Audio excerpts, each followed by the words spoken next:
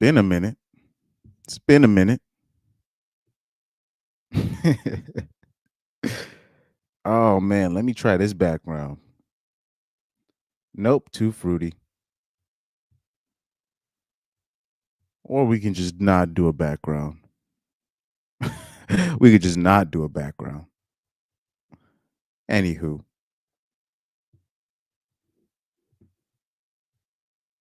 let's check these numbers.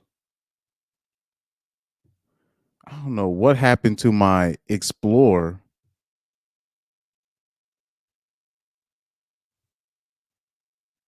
but it's all liberal stuff now.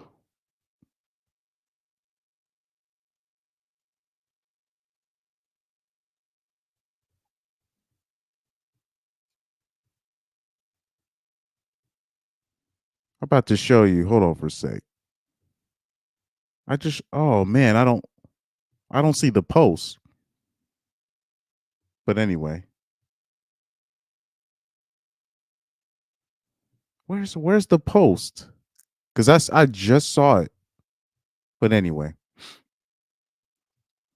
Oh, I think it's about to pop up. It's about to pop up. It's about to pop up.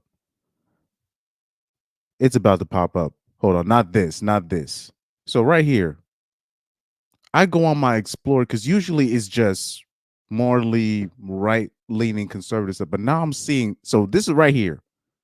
This is the first thing one of the first things I see on my thing. I'm like, bruh. I'm like, what is this? And I'm like, I don't follow this Reddit stuff. And usually on Reddit, it's just people um relaying their fantasies. That's what it is. I'm not even gonna repeat the story. But I don't know what's going on with my Explore. I've been seeing like more liberal stuff. I'm like, what in the I don't know what I liked. I must have liked one thing and then it must have changed. But I don't be seeing Reddit stories like that on my Explorer. But election time is here. So it is what it is. It is what it is. Hold on. Let me show you something that I just saw. Another thing. They added a couple things real quick. I'm trying to see. I just passed it. The Halle Berry quote. I just passed the Halle Berry quote. I just passed it. I just passed it.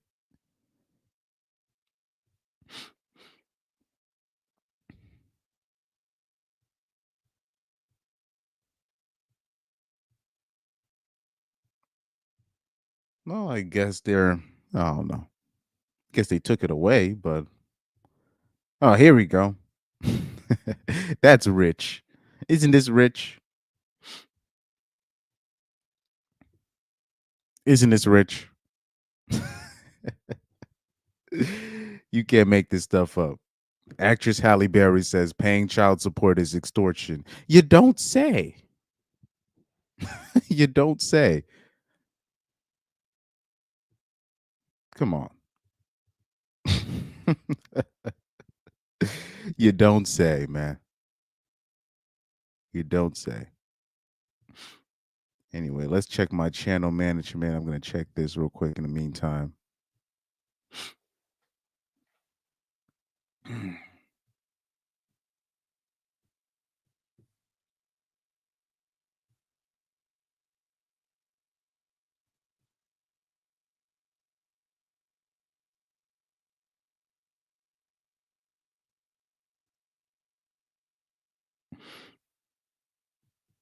Let's check what we got here. Make sure my settings are straight.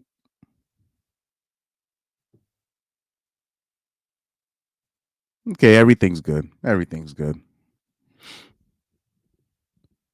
But yeah, IG has been showing me some interesting stuff lately. Some very interesting stuff lately. Also, my boy Corey Holcomb went viral. I might show a couple of Corey Holcomb clips. He went on Cam Newton's show and preached the gospel.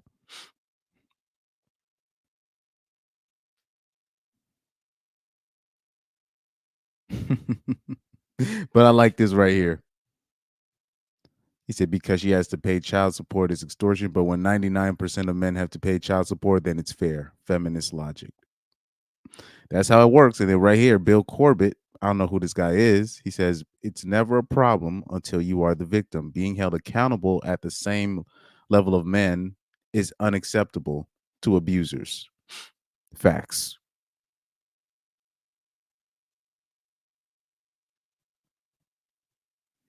Facts. It's funny though. It's well, like with women when it comes to like the logic, that's why I like that thing that people do, like the new podcasts do when they get women on their show and they talk to them and stuff and try. I'm talking. I mean, not even talk like debating with women. That is something. Nah, I can't see myself doing. I ain't finna go out like Kevin Samuels. I ain't going out like Kevin Samuels. If we took, because a lot of people think he was deleted, but if we took what happened to him at face value, I think that was caused due to the stress of arguing with women every single day on your show. I think that it does something to your body. It does something to you physically, where you age prematurely or your heart ends up taking a toll when you're trying to argue with deluded people every day for content.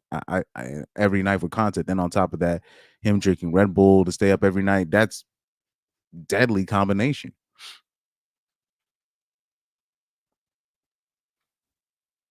It's a deadly combination. Anyways, oh, I saw some interesting stuff though. Let me scroll up. I saw something interesting. I saw something interesting. I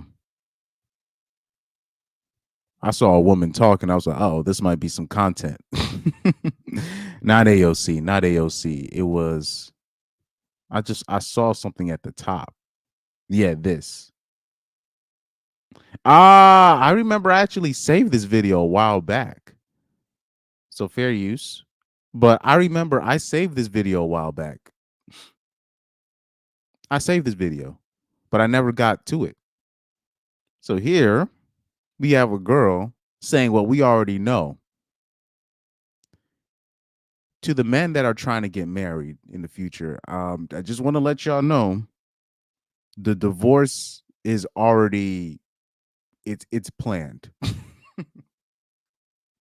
They've already gotten the advices from their homegirls. They're like, all right, did you sign this? Did you sign this prenup? Did you not sign a prenup? I'm talking about on the day of the wedding, they're talking about divorce. Trust me. And what's interesting is women will put other women up on so much game, and the average men are like just they don't ever see it coming. But this stuff is planned. Now, the funny thing is when we try to warn men on this, when we try to put men up on game, then our channels get demonetized. We get called incels, we get called misogynist and all this stuff. You're just like, okay, so we're not allowed to put men up on game. Okay. But this is the stuff that happens.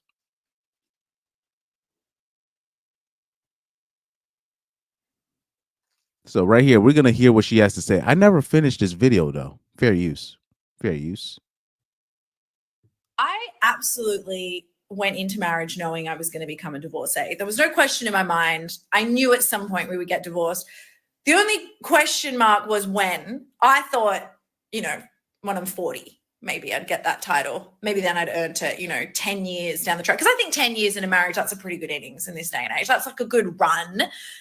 Turns out it was just a 3. In the end, that's all we kind of reached our limit with. But, still got the title in the end. And obviously, I don't want to get married ever again. However, double divorcee is a term that I'm living for. Like, that is cunt, isn't it? Oh, yeah, I'm a double divorcee. Bitch, what? That's Slayana. Almost would be worth getting married again for. But as I said, I'm not going to get married again unless it's someone with terrible health, no living other relatives, and a lot of money, in which case inquire within. I absolutely went into marriage knowing. Any other questions? Now, when we explain this as men, for some reason, this is the funny thing is this is what's funny.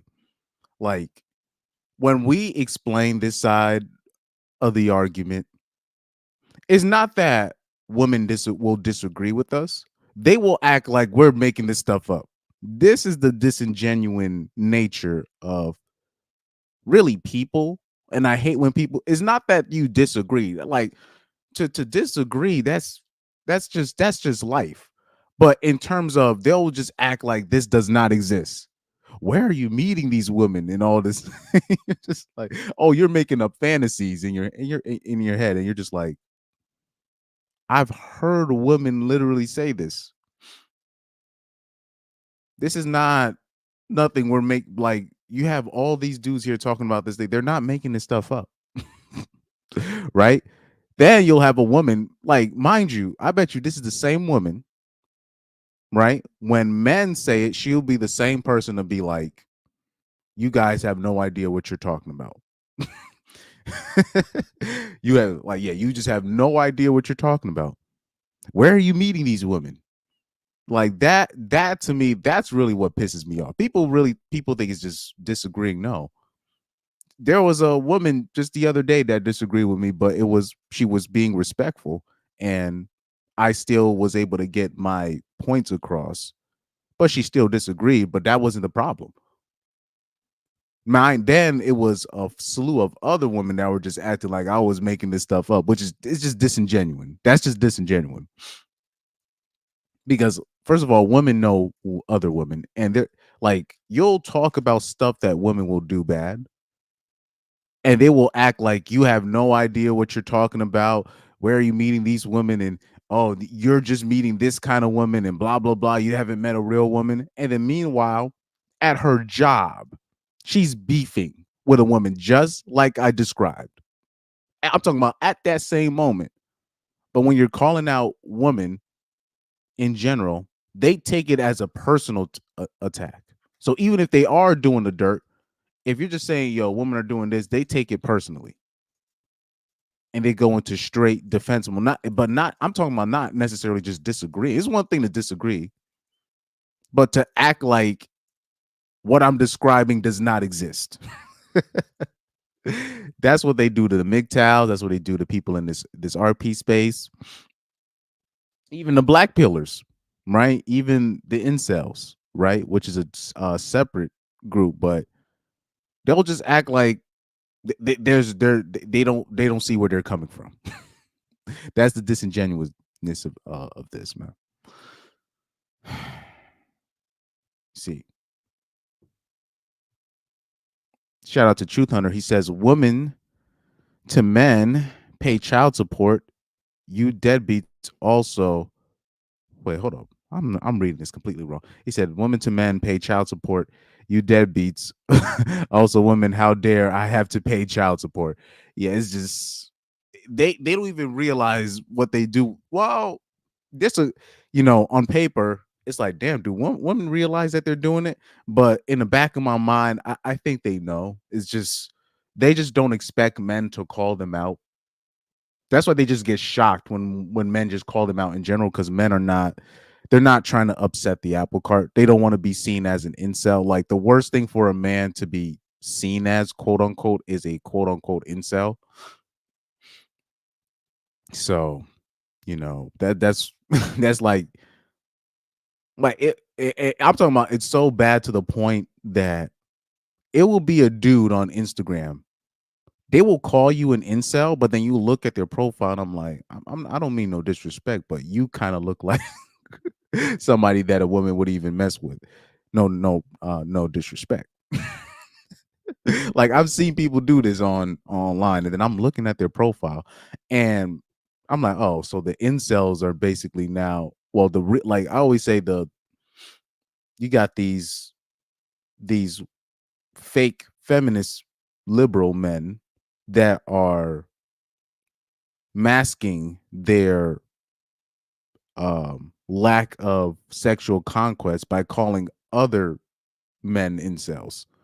Because the dudes that be getting punani, they don't really be calling dudes incels. Particularly like the Chads and the Tyrones, they don't be calling dudes incels. The dudes that be calling dudes incels are dudes that actually get no women. That's what I've looking at these people's profiles. I'm like, nah, you look like the incel dog. It's not me. Or the other day, I remember this one guy. He tried to project on me. He said, "Man, it looks like you're not getting anything." But then he said something because I kept telling him, "Yo, bro, you sound like a woman right now. This is something that I expect a woman to say." He was saying certain things. He was saying certain disses towards me that I'm like, only women say stuff like that. But that was my nice way of me saying. That was a nice way of me saying, like, bro, you got to change your language because as a man, you have to speak like this. But I didn't want to come across like one of those alpha guys. I'm just saying, like, as a man, you have to conduct yourself this way. But I kept telling him, yo, you're speaking like a woman. And then to mask that, he tried to deflect. And I was like, he says, I don't remember what he specifically said, but he basically exposed himself where he thought women was going to agree with what he was saying. I'm like, well, you kind of expose yourself because when I'm telling you, you sound like a woman. The reason why I'm saying that is because women don't want men that sound like women. Believe it or not. I don't care how misogynist you think I sound or whatever, but women love misogynists. um so I'm like, I forgot what he specifically said, but he exposed himself. He basically showed himself to be a person that's not clearly you're not he's not getting punani, and he tried to project that on to me. I'm like, well, a guy that actually gets girls know that girls don't actually like guys that sound like women. They want a man that sounds like a man. Now they won't. What women say and what they do are two different things. So that's just something with a man with experience with women knows that, but clearly you don't. And he basically stopped. And then after I said that to him, all of a sudden I see a pause in the mentions, and then all of a sudden, oh, I see you have a YouTube channel and look at your numbers. And it sounds like, I hit the nail on the head. I was like, I hit the nail right on the head. I all of a sudden I get a whole pause in my whole mentions. And then all of a sudden, oh, I see your YouTube channel. You'd be ashamed if something happened to it. And I'm like, it looks like I won. It looks like I hit the nail right on the head. Cause I was like, you kind of exposed yourself there. You expose yourself. Men with experience with women know that women don't like men that sound like women. I don't like, you might think you're pandering. You might think that you calling them a queen of the universe is helping, but they don't. Women don't like that. And men with experience with women know that.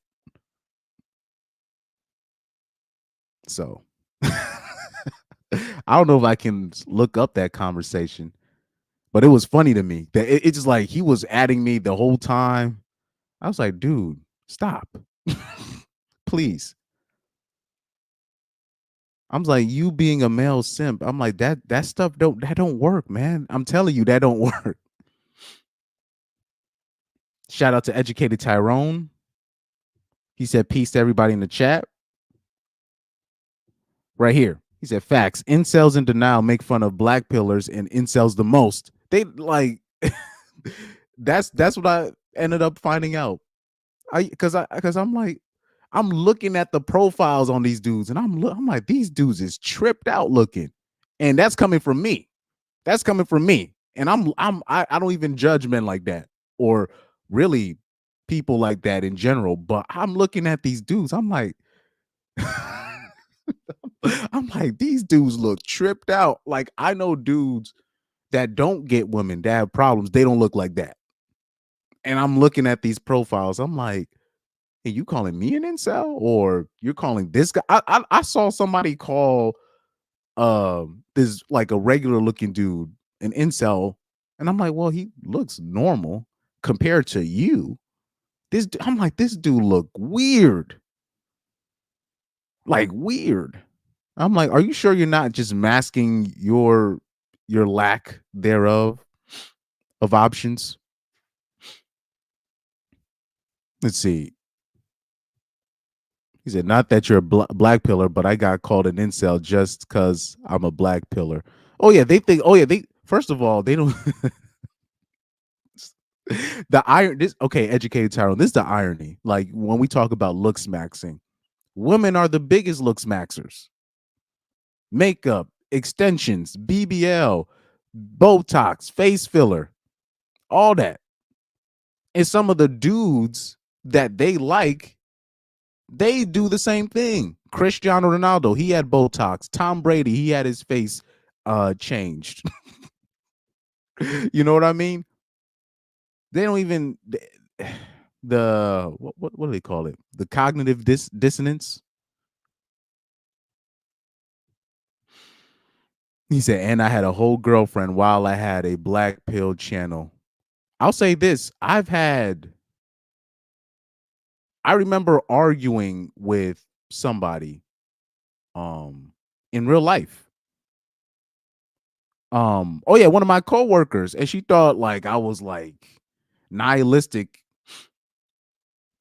And she was like, "Man, who hurt you?" I'm like, "What do you mean?" She said, "Are you sure you don't have nobody in your life?" I'm like, "I'm literally going out with somebody right now." Like I'm not saying it's official, but I'm literally screwing a girl as we speak. It's only one girl. I wasn't getting bitches like that. I was just with that one girl at that time, but like I'm like, okay, whatever. And educated Tyrone also, this can be proven what you said. Women love misogynists. Like they've done the studies where they showed when they talked about the level of misogyny, it's not the incels that have the highest levels of misogyny. Is the one is the men that have most of the women that are the most misogynistic. And people are just like, how is that? And I don't know why people couldn't fathom how that's impossible. I'm like, guys, the more you hang out with women, the more experience with women that you have, the more you're not gonna look at them as, the less you fantasize about them, the more of the reality that you're dealing with them. So people will think that, oh, if a man is a female sports coach, that guy's a pervert. No, that guy probably doesn't like women. Like his like or his trust for women is probably so low because he's with them all the time. The appeal is gone. The fantasy, the I don't know how to say it, but that mysteriousness is gone because he sees women for who they are. And now if you're a man getting with multiple women, if you're like one of these celebrities, entertainers, you can never look at a normal woman the same because you know you can screw with most quote unquote normal women. That's why you see entertainers with pass arounds, because those pass arounds have been vetted and there's a program that they follow. They can't just they always say, why don't they get a normal woman? They can't get a normal woman because they can, first of all, they can screw most normal women. And then at the back of their mind, they're like, wow, this woman, she's quote unquote normal, but she's willing to go with anybody with fame. So if you're a man, especially if you're a man that had like no women in high school and in college, and then you get famous out of nowhere, and then you see all these women liking you, you're gonna hate women more. Now, if you're an incel and you've never had experience with a woman, all it's gonna take is one blowjob from you, from a girl, and he's going to amend a lot of his position, his positions.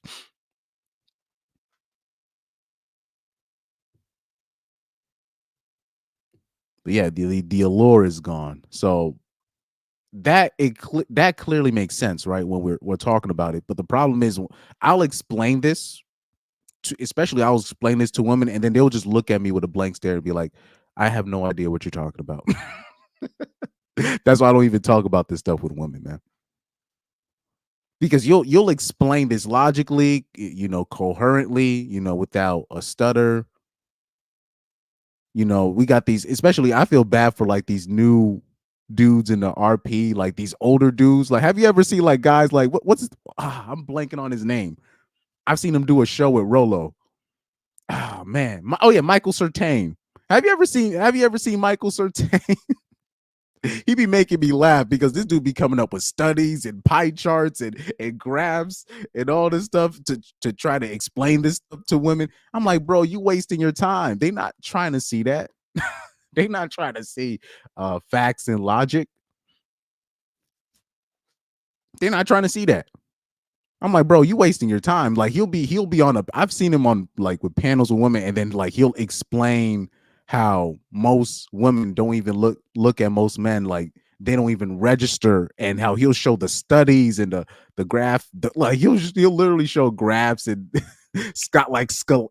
scholarly articles and all this stuff. They're like, women they're not trying to see that.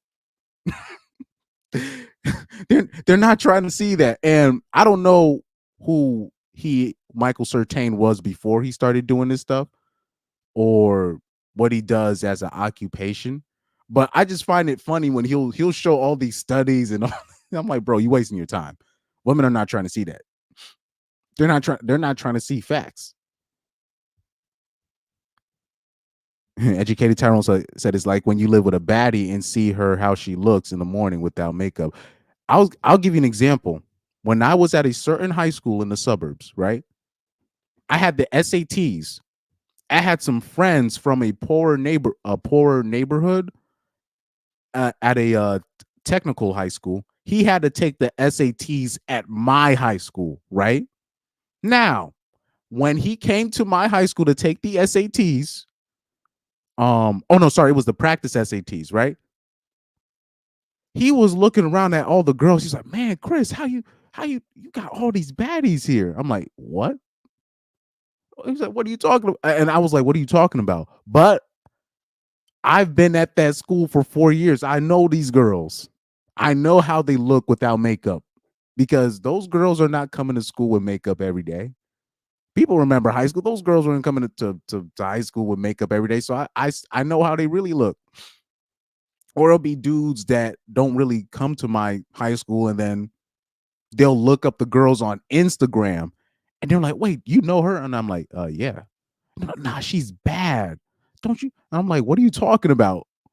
But they'll show me like the Instagram photos. I'm like, "And you said she's in your class, right?" And I'm like, "Yeah, but when you're around women like that and you get to know them, you get to know their backgrounds and the friends they're being with and how they really look like, you don't see them as baddies anymore, you know? But, if you don't but to them, from the outside looking in, I'm like, "Man, Chris, you going to school with all these baddies." But, in his case, he's going to school, with the only white girls at his school are probably trailer park trash and mud sharks and Latinas and black girls. I'm not saying they're worse than white women, but I'm just saying compared to me. And he was looking at me like I was crazy. But that's what happens when you're around quote unquote pretty women or beautiful women. Most times the allure, it's gone. Like, I really hope, like, he probably thought I was gay after I said all that shit, you know? And, especially when I have a love and hate relationship when it comes with white women. Um, because I believe this when it comes to white women. I believe white women from ages 16 through 23 are amazing. So, Okay, let's keep it fair. 18 through 23, because I was in high school once, and there were a couple of white girls that I wanted to smash, right? But I'll say from 18 through 23, white girls are amazing. But after like 25-ish, 26-ish, eh. Ooh, I don't know, man. I don't know. It goes really downhill from there. Yeah, Michael Certain, he be having me laugh, man. Certain is funny because he really comes in with these pie charts, and he thinks that women are trying to listen to facts and logic. They're not trying to do that. He said that's why you always take a baddie to a pool. You see what you're getting before you're smashing. Oh yeah, and especially like if you're dealing with redhead chicks, oof. Like they're great when they're younger, but once they, oh my god, ugh. No disrespect. He said Michael Certain is a dating researcher. Oh man. Yeah, they don't, because a lot of these people, they don't see these people without makeup. I remember there was this lesbian couple at my school, and one of the girls was kind of on the famous side, like social media wise, because she had a lot of social media followers just off of her face, right? But I knew her, and she was a lot fatter in person than she portrays herself to be, but she has a nice face. So when she puts on that makeup, she was in ginger. She got red hair, but when she puts that makeup on and she puts her face on Instagram, you think she's a 9, right? But it was a lot of but yeah, I really hope people didn't think I was gay or something, because I knew these girls. I would talk to some of them. Not on no, I wanted to hit, because I didn't really have interest in them like that, because I didn't really put white girls on a pedestal, right? So that's what I mean when I say I have a love-hate relationship with white girls, because they will be infatuated that I don't really put them high on I don't worship them, but that's what ends up making it being the make or break situation with me and white girls. Then they'll just really be like, "Oh man, he really doesn't he really doesn't worship me like everybody else."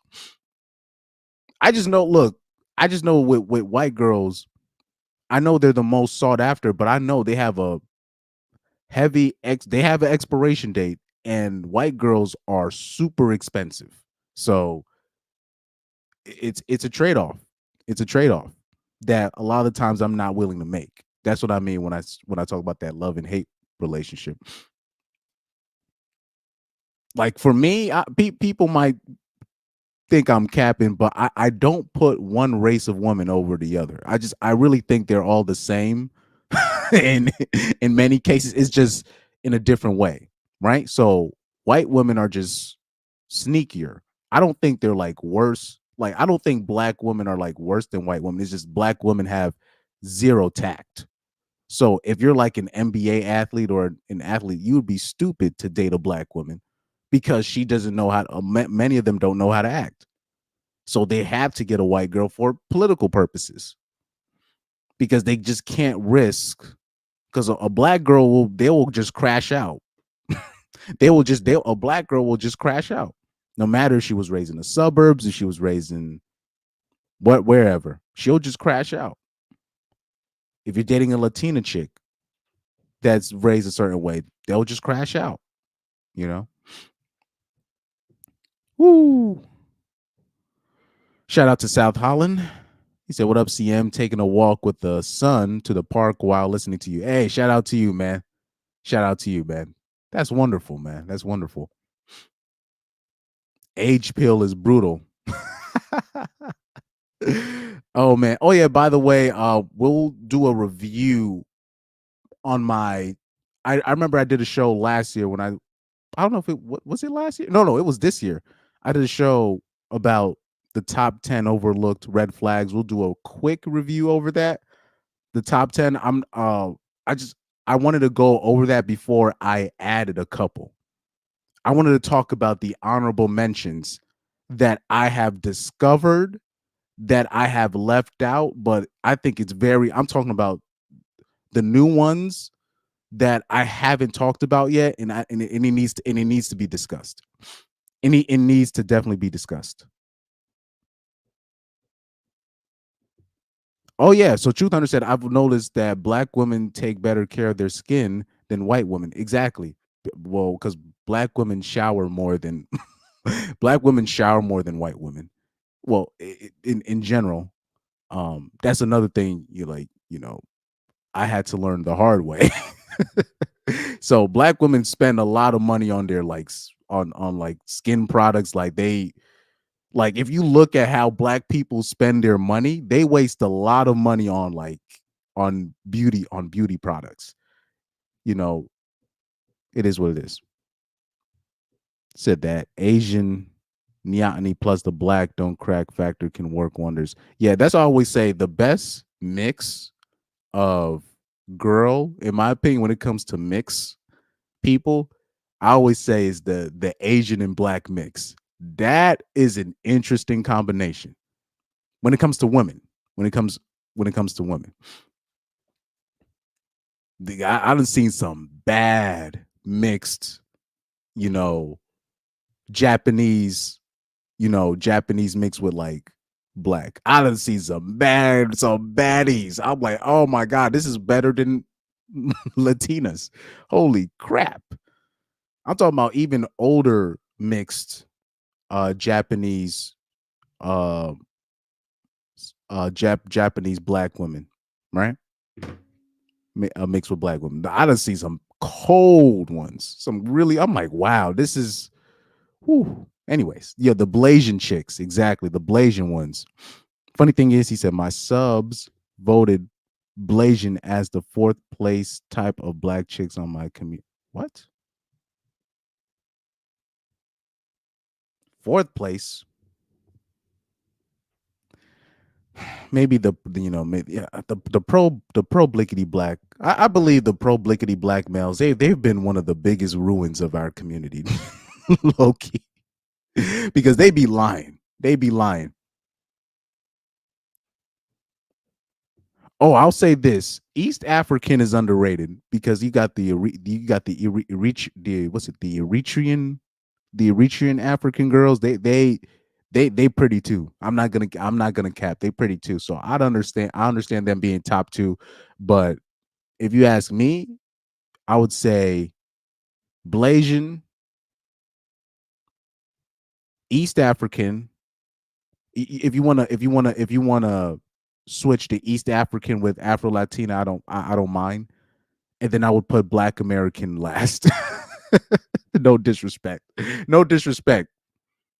They no disrespect, but for them to have East African and Blasian last place, they're lying. they're lying. I done see some cold East African hoes, man. Some cold ones, man. East African got to be at least top 2. At least. They I don't know. Because I've seen some East African girls. I'm talking about they coming from like villages and their skin is flawless. I'm talking about flawless. No disrespect to Black American girls, but I don't know. Our McDonald's diet and our the stuff that they be drinking,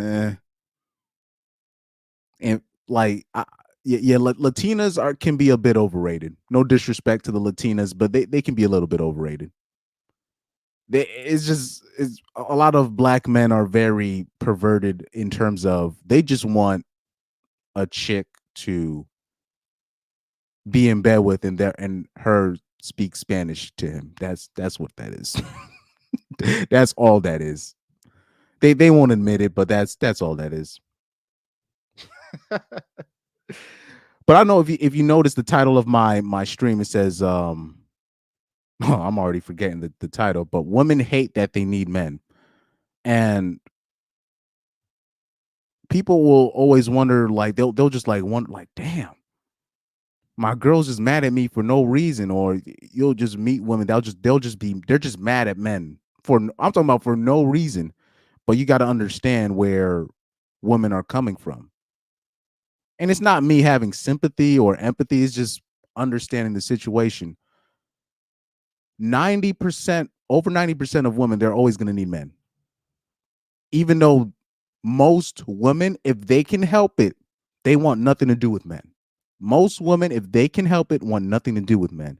But the reality is they need they need a man. So there's always going to be resentment from women towards men. And men can't be shocked on how that works. And then on top of that, when you look at a woman's biology, her genetic makeup, a woman is only functional about like one or 2 weeks of the month. Really, 1 week of the month they're functional, and then most of the weeks in that month they're like in pain, they're sleepy, they're tired, they're depressed, they're moody most of the month, and then there's like only like 1 week of the month where they're cool. And that's just how they work. Now, the problem is when you have somebody that has to depend on you, right? It's going to build resentment. So we're talking about, millions of years now, thousands of years where women have to depend upon a man. They have to. Even though they don't want to. Trust me, they don't want to, but they have to. And they find different ways to cope. So this is where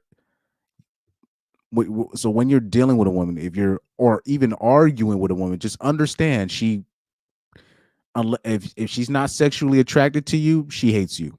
No, I know it's a weird thing to say, because if a man is not necessarily attracted to a woman, even though he'll really won't have nothing to do with her to an extent, but at the end of the day, he's like, she's still a human being. You know what I mean? But for women, if she's not sexually attracted to you, she'd rather you not exist. So unless she can use you. If she can't use you, she'd rather you not exist.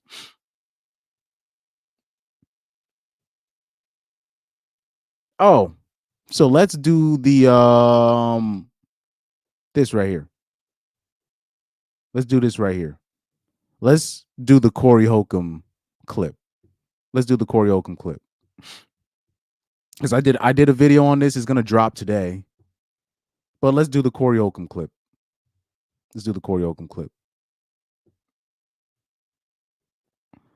Well, this is another Corey Holcomb clip. I don't know if this is the full one. Let me listen to it a little bit.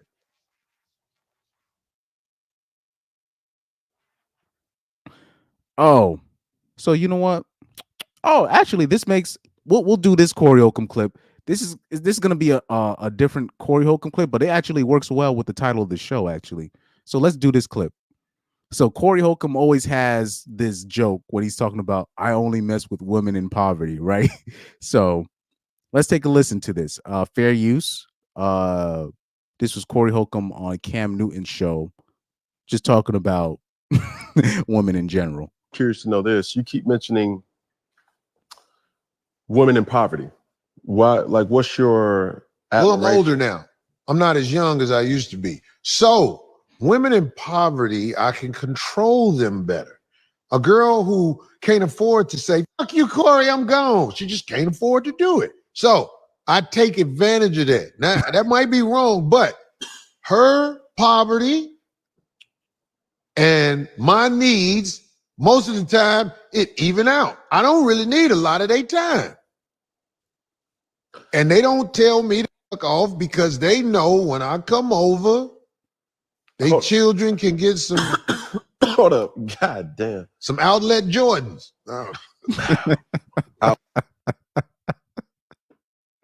You see how Cam Newton tried to cough to cover the laugh? Cam Newton was doing that the whole time. He tried so hard not to laugh, and he did well compared to most. He did like he made sure that he wasn't laughing, but that one he almost broke. He almost broke on that part, man. Outlet Gucci. Yeah. Outlet Gucci. I'm curious to know this. So, and then here you're gonna see women in the comment section, they're gonna miss the point. So they're gonna look at it as, okay, women, y'all need to get your bag up, you know. But like I said,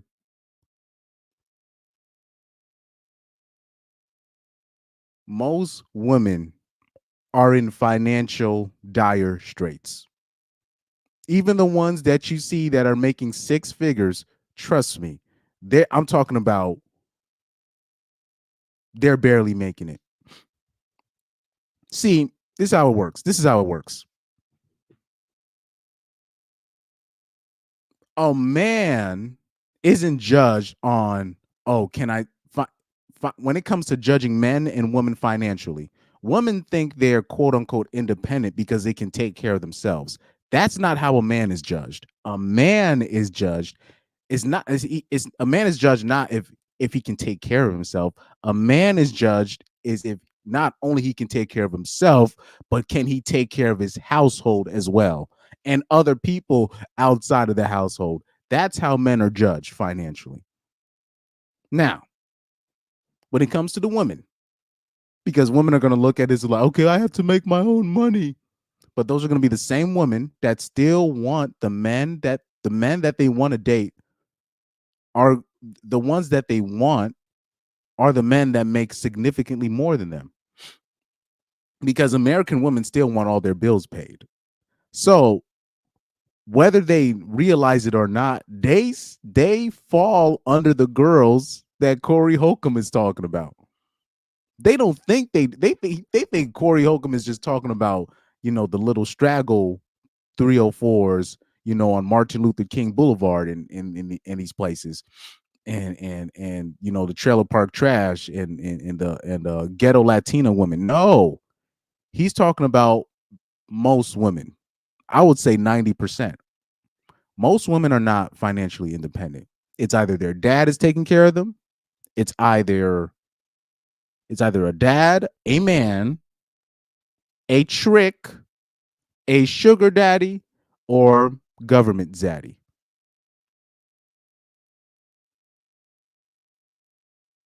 Let me repeat that. It's either a father, a man, a trick, a simp, or government zaddy.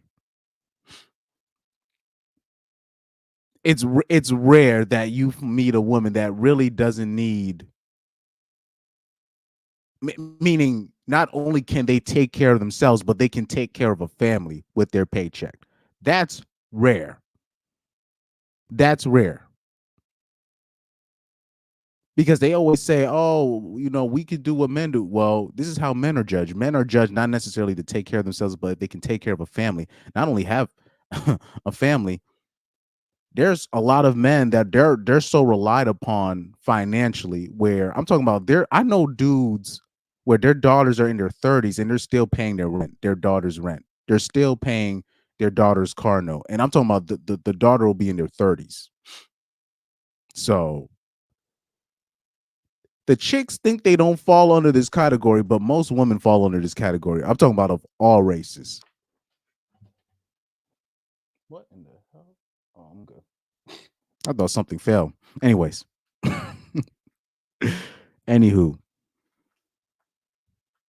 So this is why, women, these are the same women that are now going to be in the comment section talking about we need to make our own bag. These men are predators. They're preying on us. Then these are the same women that say, I don't do 50-50. Okay, if you don't do 50-50, fine. But if I'm a man and I'm paying for everything, you're basically the girl that Corey Holcomb is talking about. You can't say no. If I'm the man paying for everything, if I'm taking care of most of these things, you don't really have a say. This is why a lot of men encourage women to be like, look, start with a man, maybe go 50-50 at first, and hopefully he can grow his finances to a point where you don't have to go 50-50 anymore. And even though in the future you don't go 50-50 anymore, at least you done put in work with a man where you still have a stake. So you see like how you have a company and you'll have like the founding people, the people that put the money in the company first. Now, obviously they're not putting in the same money as they were in the past, but because they were the first people that put money into the company, they still have a say. They still have a financial stake. They're still a major shareholder. They're still they still have stake in the company because they were one of the first people to financially put in. But like I said, women don't like they don't even get their hubris. Like they don't get it. They don't get it. Okay, I missed a couple of chats. Let me see. Educated Tyrone said the black chicks that like me tend to be non-American ones, so it's not even me avoiding Keisha's. I will say for me, in my case, I've had to learn to do this. Unfortunately, and there's no disrespect to black American women, because there used to be a time where I used to date primarily black women, not necessarily just black American women. I mean, African, Jamaican, right? But I had to stop doing that because there were too many black women that were on scammer mode, right? But I was able to quote unquote take advantage of it where I wasn't being scammed, where they'll think they're scamming me, but they weren't. And then by the time they figured it out, I was already on to the next. But I already knew that I feel like that karma was gonna catch up to me on that end. But there's just too many particularly young black women. There, too many of them are on scammer mode. Well, you know what I got to start doing when it comes to women like that? I got to start screenshotting those chats when they're begging for money. Like I really got to start. Men got to start doing that because we don't do that. But it's interesting. Women will screenshot you being quote unquote thirsty, or he slid in my DMs. They'll screenshot everything but them dry begging men for money, them begging for lunch money and all this stuff. So I had to stop doing that. I just had to, like, I don't think I can date black women anymore. I had to make that decision around, like, yeah, especially I'll say 2021. I had to be like, I can't do that. I just can't do that no more. Now, I'm not saying I don't, like, I won't, once in a while. I'm not saying I don't have somebody in my contacts once in a while, but I had to stop just dating. Meaning, because I used to like date all, but I used to primarily date black women. But now I had to just cut that I had to cut that section out. I had to. I had to.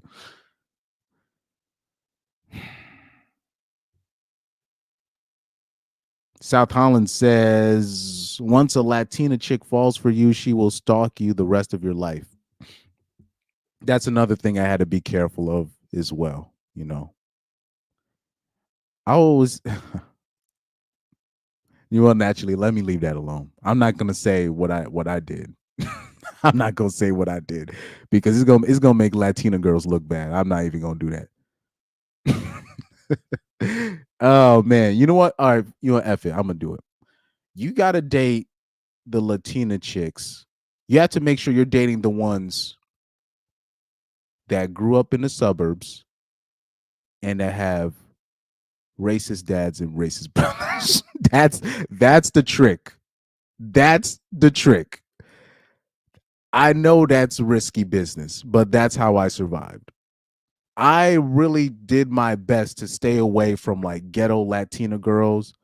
You can probably have one once in a while, but I did my best. I really did my best.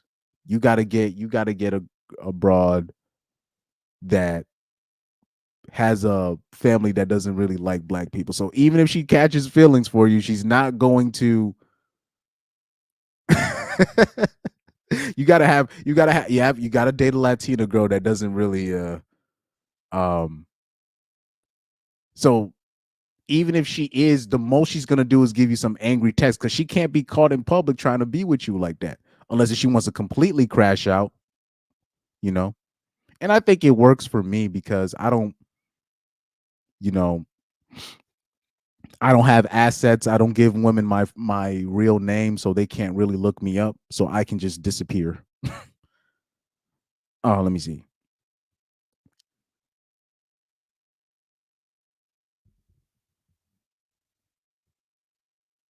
Let me see. South Holland said my sister has 2 degrees from an Ivy League school and is living out our parents' house still. Do you know how many women, especially a lot of young women right now, dude, I don't want to put nobody on blast, but it's a lot of women I know personally like that, dog. Where even if they are away from their parents are still paying for their apartment, their lease, and they're still not on their feet. Meaning, I'm talking about they're making 6 figures, still not on their feet. And I'm like, what are you doing with the money? They're still and they're I'm not, and they have sugar daddies and all that, and they're still broke. I'm like, how is that even possible? How? I'm talking about there are what South Holland described. We'll take it a step further. There are women out here with degrees,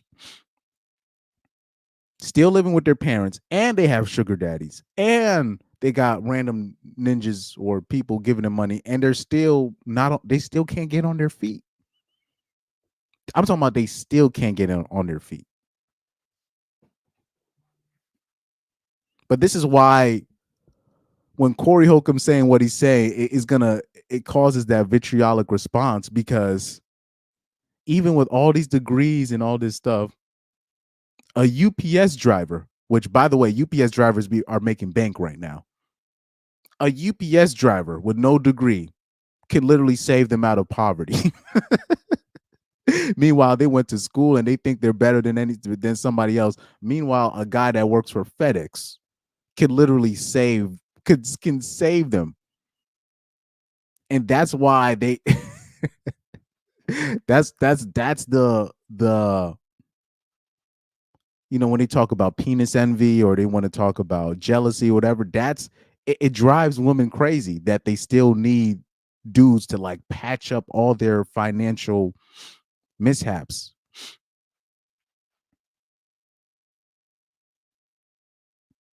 I'm talking about South Holland said my sister has 2 degrees and she's still living at her parents' house still. That's crazy. It's a lot of women I know like that. It's a lot of women I know like that. That's not just, So South Holland also, he goes on to say, he said, I told my sister and my mother I was buying 10 acres of land in the country. So they have a place they can put a small house, and they laugh like they aren't living in the country. Oh, Lord.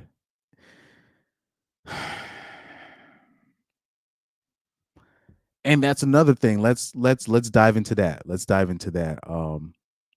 Women, especially I will say today's women, they would rather live out of a van. I don't know if anybody else in this chat, they follow AJ's channel, and he's specifically talked about how women are just they're out here living homeless, living out of their cars.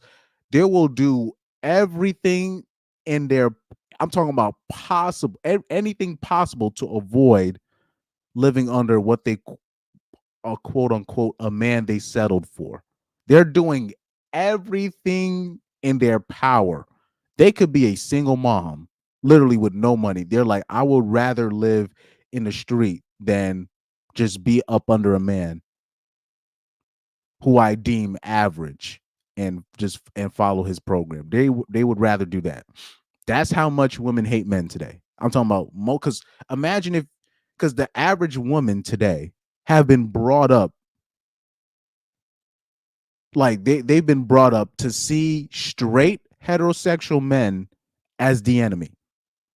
Now, imagine the disappointment and the anger that they have when they realize, once they get the older that they get, the more that they realize they actually need that straight heterosexual man for financial provision, physical provision. You know what I mean? All of that. That they still need a man. It's a certain anger that most people are not going to understand, because most women have been brought up to hate men, and then once they get to a certain age, they need the men that they hate. There's a group of people that they've been brought up to hate the most, just for them to realize that they need them the most. It's going to be a different type. It's a different type of denial that they're going to go through. It's a different type of denial that they're going to go through. I'm talking about the average man that they'll look at him like, just for them to be like, damn, I need this fixed. I need this plumbing fixed. I need this fixed. I need that. Or imagine how many times, they go to the mechanic and they're getting finessed by these guys. It brings a different type of resentment. You go to college and you got all these teachers indoctrinating you to hate men, just for you to come back home and realize, if it's not for your dad, like, this whole thing falls apart. So it's a certain almost type of denial that they have to to live with, and that's why women like that are in constant anger. They're in constant denial. They're in constant pain. So right here, watch this. South Holland. He said, I told my sister and my mother I was buying 10 acres of land in the country, so they have a place they can put a small house on, and they laughed like they aren't living in the country. So here you have a solution, something that could save their lives in the future, believe it or not. But it's because in their mind, they're like, you with the solution? Please, it can't be that simple. Yes, it's that simple. Yeah, yes, it's that simple. And they're looking at you like you're just a simple man. But it's that simple. It's that simple.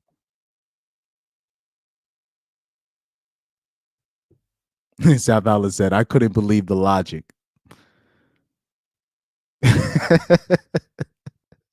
It's unfortunate, man. That's unfortunate. That's very unfortunate. Okay. Should we go into Shaq? Because Shaq has a couple of clips that went viral. Shaq had a couple of clips that went viral. Let's see if it's on my Twitter or on my IG. Because Shaq had a couple of things that went viral, and I found it funny. Like, women, they don't get it, dog. But I find it funny that they don't get it. It's amusing to me. I don't know if I have. Let me see. Do I have that Shaq clip? I don't know if I actually have the Shaq clip. But I found it funny though. I found it funny. I found the Shaq clip funny though. Let me see if I can look for it in the meantime. I don't know, maybe he's probably going to be on the Shade Room or one of these spots. But I found it funny. Oh, I think this is it. This is it. So, hold on. Let me open this in a new tab.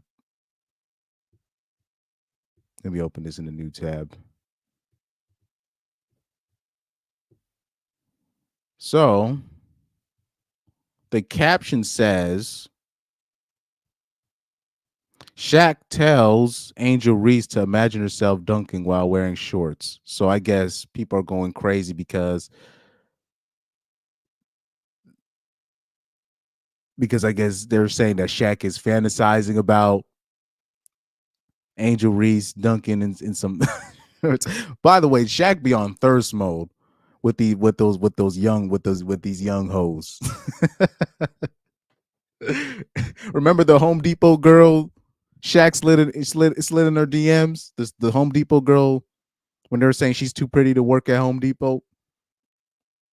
You saw him do the picture with the Hawk Tuah girl. Yeah, Shaq be on thirst mode. But anyways, let's see the video because maybe it's not as bad as we thought. Let's see the video. Oh man, that's embarrassing. I didn't even have the sound on. Here we go. Let's try this one more time. Fair use. And you don't strike this from the tape, Christian. We ain't striking it. Don't. I'm telling you, just lower like that to where it gives you ability to dunk, bro. Imagine you. I'm not imagining. Let me finish. Imagine you in the same little shirt you had on at the Wild and Out show, dunking. You know how many t-shirts you gonna sell, cuz? You tripping? Oh my. What? God. What? Oh God. The same little shirt you had on. Okay. All right. All right. Bro, over an inch, and you. Well, that was funny. It wasn't as bad as I thought it was gonna be. People are saying that he was like OD Thursday because I didn't really see the video. I just saw people kept cashing it and saying, "Oh man, Shaq was fantasizing about her." Yeah, I mean, he's just saying like, "Look, this is what it sounds like." He's saying, "Look, if you're gonna hustle like you've been hustling while you've been showing out your body, you might as well lower the rim and make more money like that." Oh, exactly. So here's the thing. Oh man. Look, man. Do you remember those pictures with Angel Reese where she's been basically everywhere that she's been showing her ass, her whole ass cheeks, everywhere she's been in public, you know? Now, men have been telling her, look, and women, to be fair, look, you have to dress how you want to be addressed, right? Now she's shocked that a man brings up her little short shorts on her podcast, but that's how she's been presenting herself to the world. So that's literally how she's been presenting herself. This is not just in this Wild and Out clip. She's had plenty of pictures of her or videos of her out where she had high ass shorts out on where her butt cheeks can be displayed. That's how she's been presenting herself. Now, I don't know why she's shocked that somebody's not going to bring that up. So, I mean, somebody's going to bring it up. Don't strike this from the tape, Christian. We ain't striking it. Don't. I'm telling you, just lower like that to where it gives you ability to dunk, bro. Imagine you. I'm not imagining. Let me finish. Imagine you in the same little shirt you had on at the Wild and Out show, dunking. You know how many t-shirts you gonna sell, cuz? You tripping? Oh my. What? God.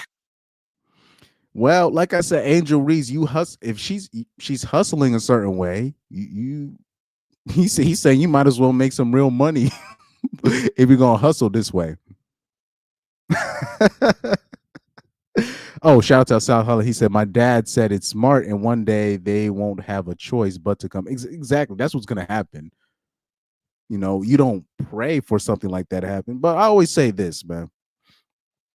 When it comes to this feminism and stuff and all this patriarchy, this and you're trans, you're transphobic and all this.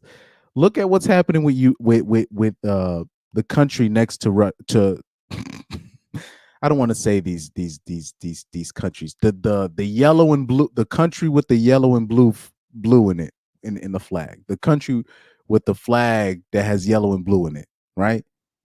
That country. Look what's happening over there. Look what's happening. It's you know what's cold-blooded about that situation? Even the Transformers aren't safe in that country. They told them, look, I don't care what you claim yourself to be. You were born with male genitalia. You're joining the army. They didn't give him a choice. They're like, oh, you were born a man. I don't care what you say you are, what you feel like, but you're joining the army, so you can be killed, be deleted, and be a sacrificial lamb. Meanwhile, the women have fled. Most of them, the ones that you do see in the army, they're just using it as an IG photo shoot. Most of the women fled, fucking somebody else, partying. my favorite. You know what? We had to come up with a nickname for that country. Uranium. That's what we're gonna call it. Uranium. The country of uranium. Uranium. That's what we're gonna call them. The uranium woman. Did you see that story about that 22-year-old Uranian woman that was invited in by a British couple, right? The man was like 40 years old. The British woman was like 39, and she allowed a 22-year-old uranium female refugee to live in the house with her husband. And I'm talking about within a week, in that story, within a week, he fell in love with the uranium woman and asked for a divorce from the British wife. I was like, this got to be the stupidest batch of women that we have produced. I'm talking about this is the stupid, like, this has got to be the most idiotic batch of women ever produced. How are you a 42-year-old woman in Britain and you know you're not doing what you're supposed to do to keep your husband? We already know most wives are doing barely the bare minimum, if that. You're gonna invite a 22-year-old uranium refugee who's on the run, so she's in survival mode, and you allow her to stay at the house with your husband? What do you think? What did she think was gonna happen? And I bet you, this is what she was doing. I bet you she was walking around the house barefoot, probably cooking, because they did say that she was helping out with all the house stuff. And I'm like, oh, of course she was.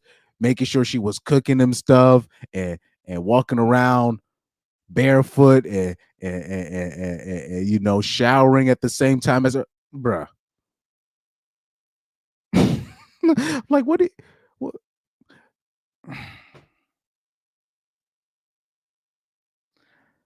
Because I don't know what that 42-year-old British woman thought. She might probably like, I'm helping a fellow young feminist. Bruh, that's not that 22-year-old uranium woman. She ain't a feminist no more. She's a traditional housewife now. She's on the run. Her country is done. She's looking for a place to stay, and she will steal your husband to do it. Start cooking, cleaning, all that stuff that they said they wasn't gonna do. Anywho. I love that story, man. I never covered it, but I found that story to be the funniest. I'm like, what kind of 42-year-old broad invites a 22-year-old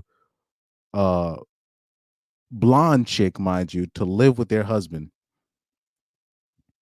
to live in that house, the same house? Well, she thought it was some feminist alliance. What did I don't know what she thought that was. This gotta be he's a stupid broad. I can invite her to my house. I'm a real woman. Oh, I'm okay. This like, yeah, they I don't know, man. But yeah, let's look at some of these comments. With the Angel Reese situation. Let's look at some of these comments. Somebody said Shaq is the uncle you warn your little friend about before Thanksgiving dinner. Somebody said very uncomfortable. I hate when old dudes do stuff like this to young girls. Blah blah blah.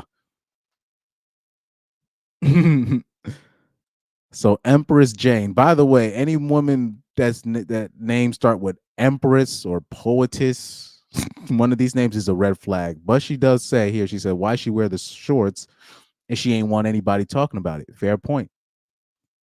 I know she made a fair point, but just to let you know, if you meet a woman and she got Empress in her name or Goddess in her name, that's a woman you must avoid like the plague.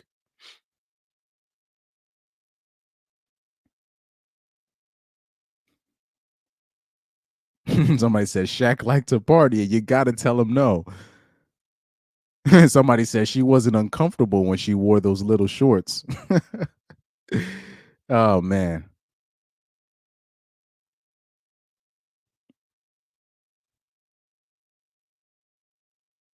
He said, I feel like Angel thought about Shaq completely different after this episode. But I'll say this. This is the interesting part. You realize Shaq's not talking about Caitlin Clark this way. Why do you think so? Because she's white? No. You dress how you want to be addressed, right? Caitlin Clark is making sure when it comes to her, we're only talking about basketball. She doesn't even bring up politics. She don't bring none of that stuff up from last I checked. So she keep things basketball related. So when people address Caitlin, they just bring up basketball, to where even the old heads that were hating on her at first, they're just like, well, she's been cool, so they can't even hate on her no more. But Angel Reese, she's decided to go the pretty girl route, and she decided to go the 304 route, and that's that's the route you want to choose. That's what you choose, but don't be shocked that the path that you choose is what they know you for. You can't be shocked at the attention that comes with it. I don't know if I can find that video. Did you guys? I don't know if you guys saw that video when Angel Reese was talking about. She said, "It's crazy." She said she didn't even know what her salary was, and that the WNBA doesn't pay her bills. And I'm like, yo, what? You can't. I'm like, I hope she's not wasting her endorsement money. Because it looks, and talking about she paying $8,000 a month in rent in Chicago or wherever suburbs of Chicago, whatever suburbs surrounding Chicago. She's insane. And I'm like, that's why these girls be going broke. They just don't know how to manage money. I don't know. Can I find that video? I don't know if I'll be able to find that video, but I found it hilarious. I was like, these broads, like they don't know how to. They're just not good with money, dog. They're just not good with money.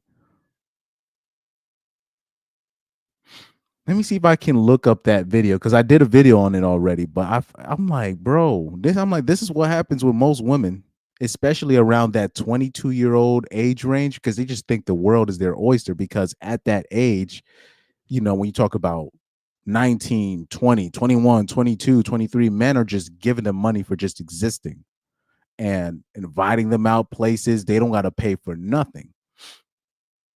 So they just, their confidence, a young woman's confidence at that age, they think they just can't be stopped. So they just think, oh, I'm just gonna get more money eventually. But they don't realize that stuff comes to a halting end at some point, where men will just pay for you just for existing. See this. Angel Reese doesn't know her rent. Let me see. I think it's this video.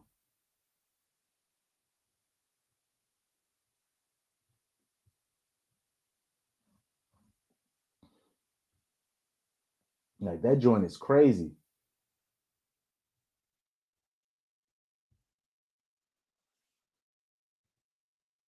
I think this is it. Yeah, this is it right here. I just hope y'all know the WNBA don't pay my bills at all. I don't even think that pays one of my bills. Literally. I'm trying to think of like my rent for where I stay at. I'm gonna do the math real quick. It might cover that. Yeah, it covers that. It definitely covers that. What is I don't even know my salary. 74? Okay. Times I'll do it. Yeah. She says 74 times. What are you talking? 74K times nothing. It's you got to divide. You got to divide. I don't even know what to say. Does it? Let me see. You don't even. Yo, I'm living beyond my means. It's like. Look at the fear in her face. No, my rent is more than that. It's 8,000.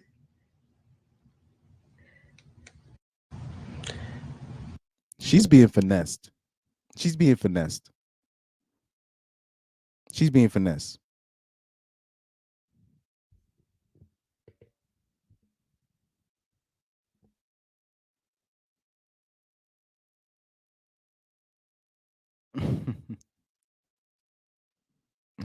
Oh man. South Holland said what she did is equivalent to Madrid selling Vinny to Barcelona. That's wild. Oh yeah, by the way, I watched El Clasico yesterday. That was interesting to say the least. First of all, what I looked at that game like this.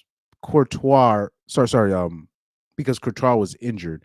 I was like, man, they're missing Courtois because I believe he could have saved 2 or 3 of those goals. That's number one. Number two, they're gonna definitely miss Carvajal this season. They're going to need they need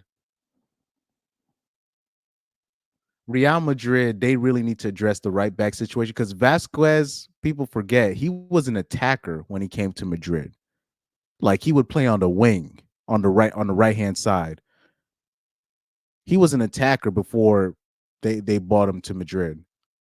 But Vasquez, he can fill in at the right back position, but that's not his position. He can fill in and come in from time to time, right? You know, that's number 2. Number 3. Okay, yeah, number 3. Oh yeah, number 3, they need a number 6. That's what I was saying. Number 3, Madrid, they need a number 6. They miss Cruz in that middle of the field. They miss him because Modric is not supposed to be playing the minutes that he's playing. He's supposed to be resting like he did last year, where you have Camavinga, Tchouaméni, Valverde. Like these are like engine like workhorses in the midfield. They're not number 6s. Right there, those are not guys that are going to pick out a pass and distribute. That was Cruz's job, right? They miss Cruz. Like Mbappe would have been. I'm talking about if Cruz was still there, Mbappe would be just fine. Even with him mistiming all of his runs and all that, he would be just fine. Now, another thing, Mbappe, I don't know what's going on with him. Like he still has scored a couple of goals, right? But his chemistry with that midfield or just in general, it's off. But the problem is when you're dealing with guys like Mbappe, when he was at PSG, because I'm one of the few people, I guess it looks like I'm one of the few people that watches the French league because I would watch PSG a lot. When he was at PSG, whether he was playing at the left wing side, whether he was playing striker, whether they were playing 2 up front, Luis Enrique put him in a position where he didn't have to do much defending and where he can basically float. So all Mbappe had to do was say, here, pass me the ball, and they would give it to him. That's all he had to do. Now, when you're at Madrid, right, everybody's world class, right?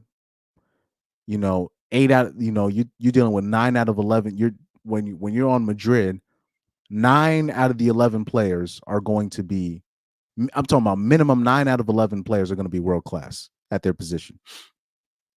So he'll ask for the ball the same way like he did at PSG, but it doesn't work that way.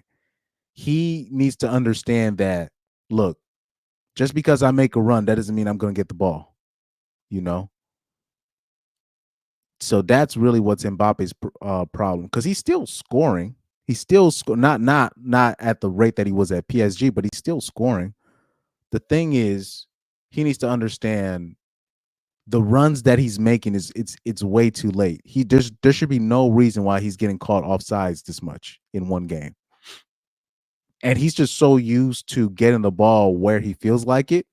And you already know what that means. That means him drifting to the left-hand side and then just him asking for the ball and then him cutting in, finishing near post if he can, which is Mbappe's signature finish. So it's always an adjustment for guys like Mbappe, because when he was at PSG, as soon as he asked for the ball, he got it. He as all he had to do was go like this. He put his hand down like this, and he gets the ball. And then it doesn't help that, Vinny and Mbappe, they technically play the same position, if you really think about it. So that doesn't help.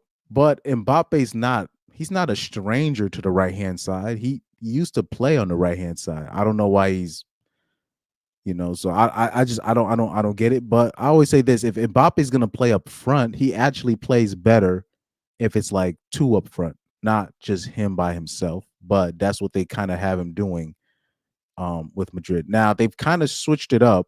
So now they have Mbappe and Vinny kind of playing up front like they did 2 days ago. 2 days ago. But that they gotta change it. But Real Madrid, they need to buy a 6. They need to buy a person that can stay in that midfield and pick out passes, because they have too many workhorses. It's all workhorses in that midfield, and there's no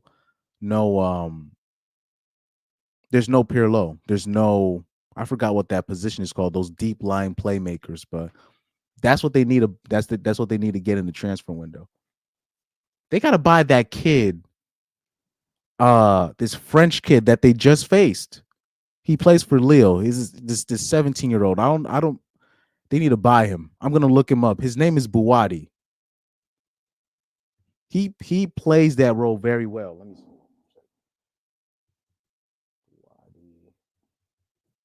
Let me bring him up. Yeah, Ayub Buwadi. This guy.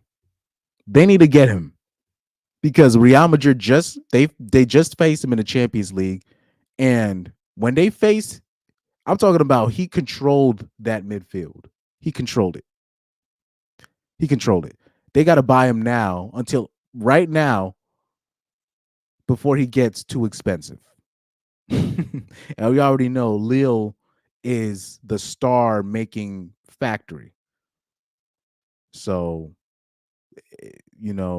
while they can afford him, they need to see if they can get if they can buy him real quick. I like how he plays, but if you see how he played against Real Madrid 2 or 3 weeks ago, I think it was 2 weeks ago in the Champions League. If you see how he played, he controlled the tempo, he controlled the game, he was picking out passes, he controlled the game. That's the type of player that they need.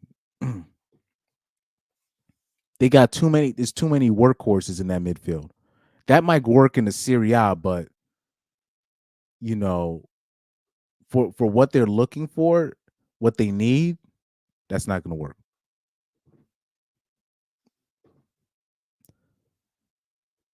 And Rudiger and Militao, I don't know what's going on with them in the back, but they need to. When you look at Lewandowski's goal, when he scored goal number 2? Yeah, it was goal number 2, where Militao just gives Lewandowski a free header and nobody picks him up. I'm like, that is like, you have Balde at the left-hand side and Bellingham already had him covered. And he goes in there to quote unquote support Bellingham, but but anyways, good win though for Barcelona. Great win for Barcelona. But it was a lot of things I saw Madrid do wrong, where I'm like, wow, they need that. Like, this is not good. maybe they blew their load versus Borussia Dortmund because they were down 2-0 against Borussia Dortmund, then they came back 5-2 in the second half. So maybe it took a lot out of their system to get that W, but yeah, Madrid, they need to make some changes, and they're like Vasquez was at fault for one or two of those goals too as well. So they're gonna definitely miss. They're gonna miss Carvajal.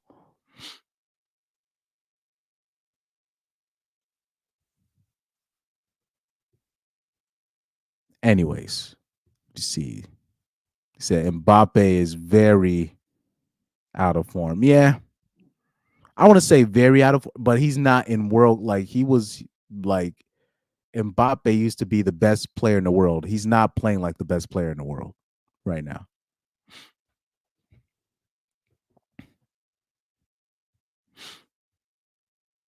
Let's look here. Let's see. What else do we got?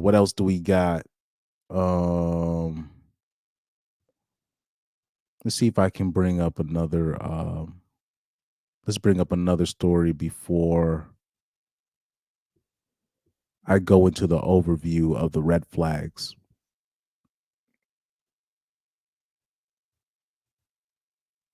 Let's bring up another story. Oh, also another thing. I don't know if any oh man, what's it? Election week is next week. So we have 2 more weeks.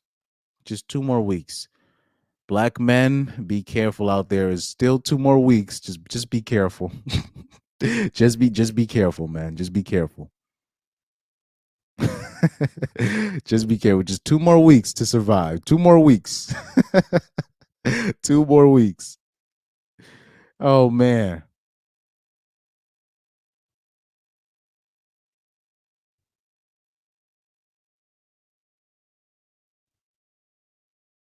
Let's see something here. What can I bring up? What can I bring up in the meanwhile? Let's see. Oh, let's speaking of election time, let's bring this clip up. Because I have a unique perspective to, in my opinion, to this comedian, what he's saying right here. Let's bring this clip up. So right here, we're going to have a comedian here who's going to say that the conservatives are actually right, but the way that they make the message is wrong. So I'm going to let him speak, and I'm going to explain why he's right and wrong at the same time.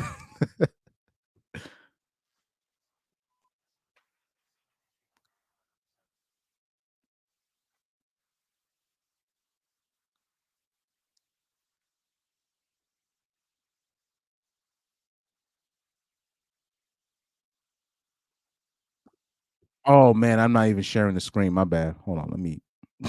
I'm not even sharing the screen. Hold on for a sec. Here we go. I think conservatives have actually f***ed this up because this is an issue that they are 100% right on, and they're just really bad at communicating that. Like, most people, when they hear like family values or the importance of family, it's always attached to like some religious connotation. At least here in the US, whenever you hear, some conservative politician rail on about family values, pretty high likelihood you're going to hear the words God or Jesus very soon afterwards. And I think that just turns lefties' minds off completely. They're like, oh, he just said the G word. I don't have to listen to him anymore. Whereas if they just presented the data, like the data on 2-parent households versus 1-parent household is absolutely staggering. And the amount of children growing up today in 1-parent households is like epidemic proportions. I get frustrated around this of like, you guys are right. Like, you're just fucking up the messaging. Just put some studies in front of people and it'll be undeniable. I think conservative. So this is where he's right and wrong. So he's right in terms of the conservatives are kind of messing up the game in terms of how they display the message, but he's wrong in where he's saying just show the facts, just show the studies. Well, we have a space for that. we have a space. That's what we've been. That's what people of the RP, the MGTOWs, the everybody in this space.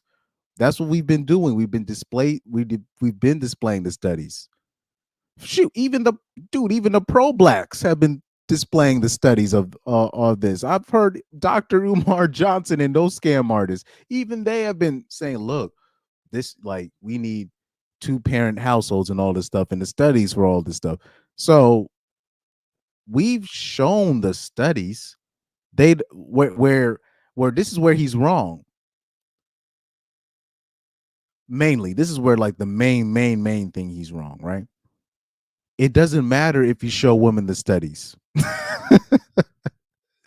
Women have their own agenda. They're choosing to become single mothers. They don't care about the studies about the well-being of the child.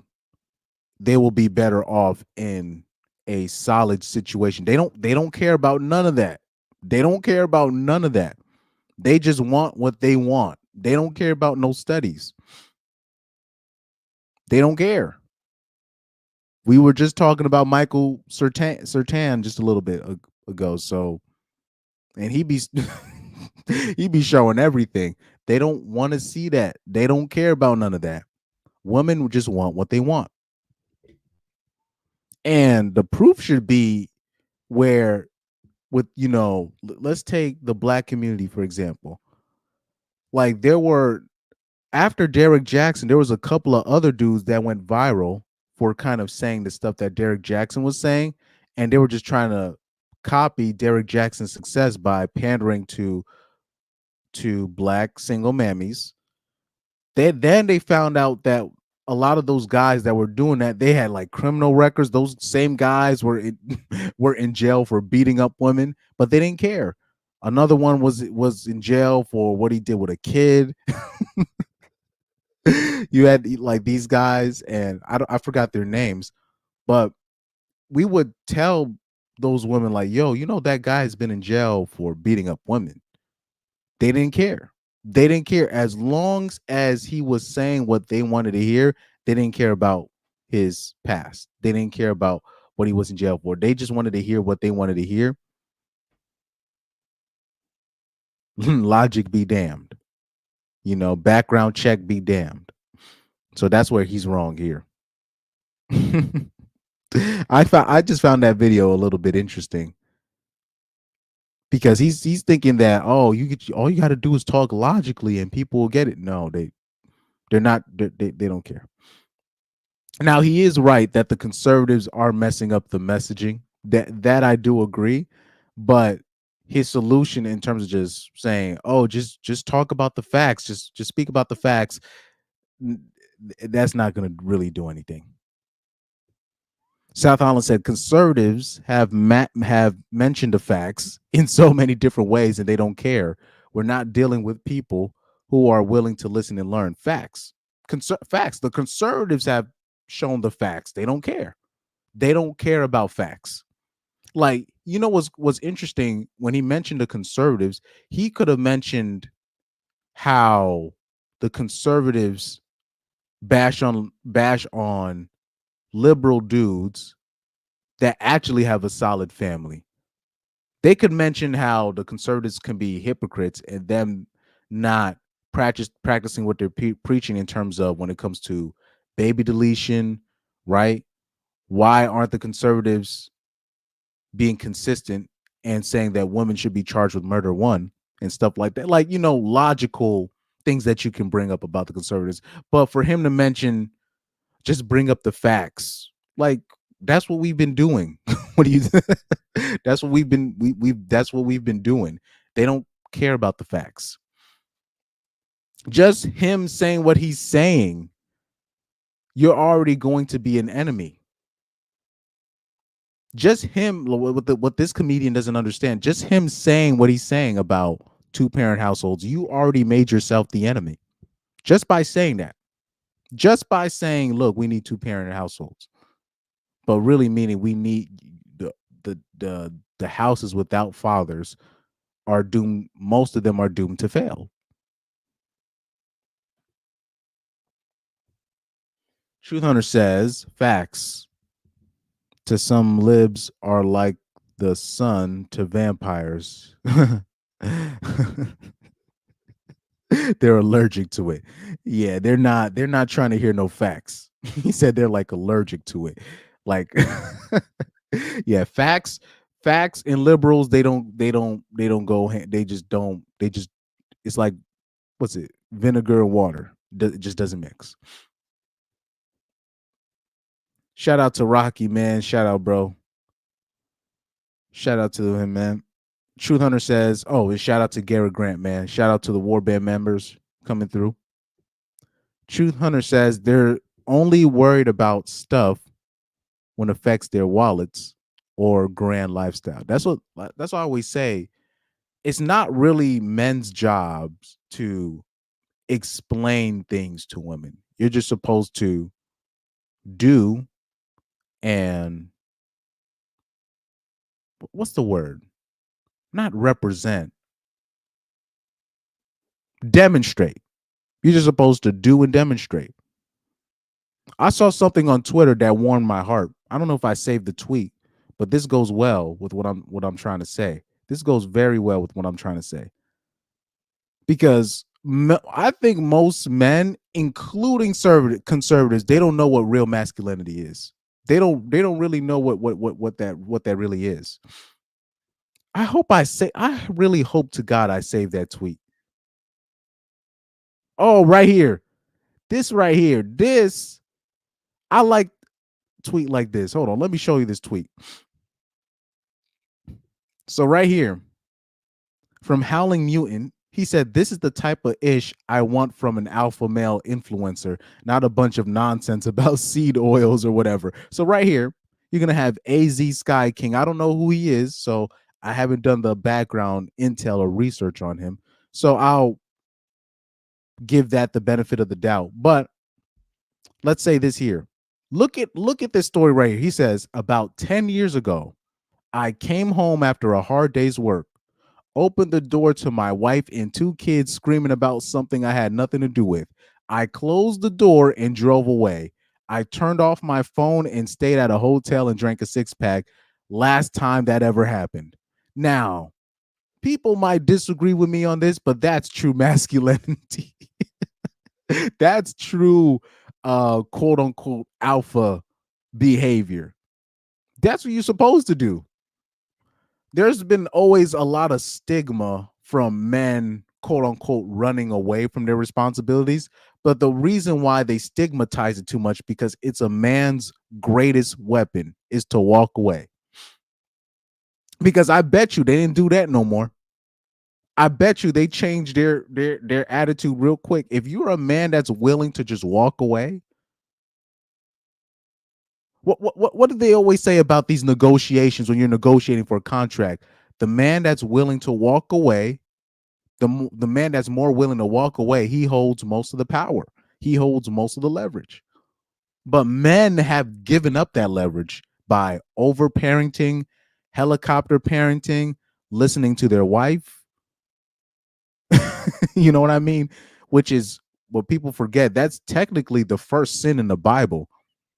The first sin in the Bible isn't necessarily Eve eating the apple. It's because in the Bible, it literally says, because you listened to your wife and disobeyed me, now you guys will be banished from here. That's what it literally says in the Bible. So technically, the first sin in the Bible is a man listening to his wife. So this, I like stories like this. This to me is true masculinity, and this is how I know I'm right.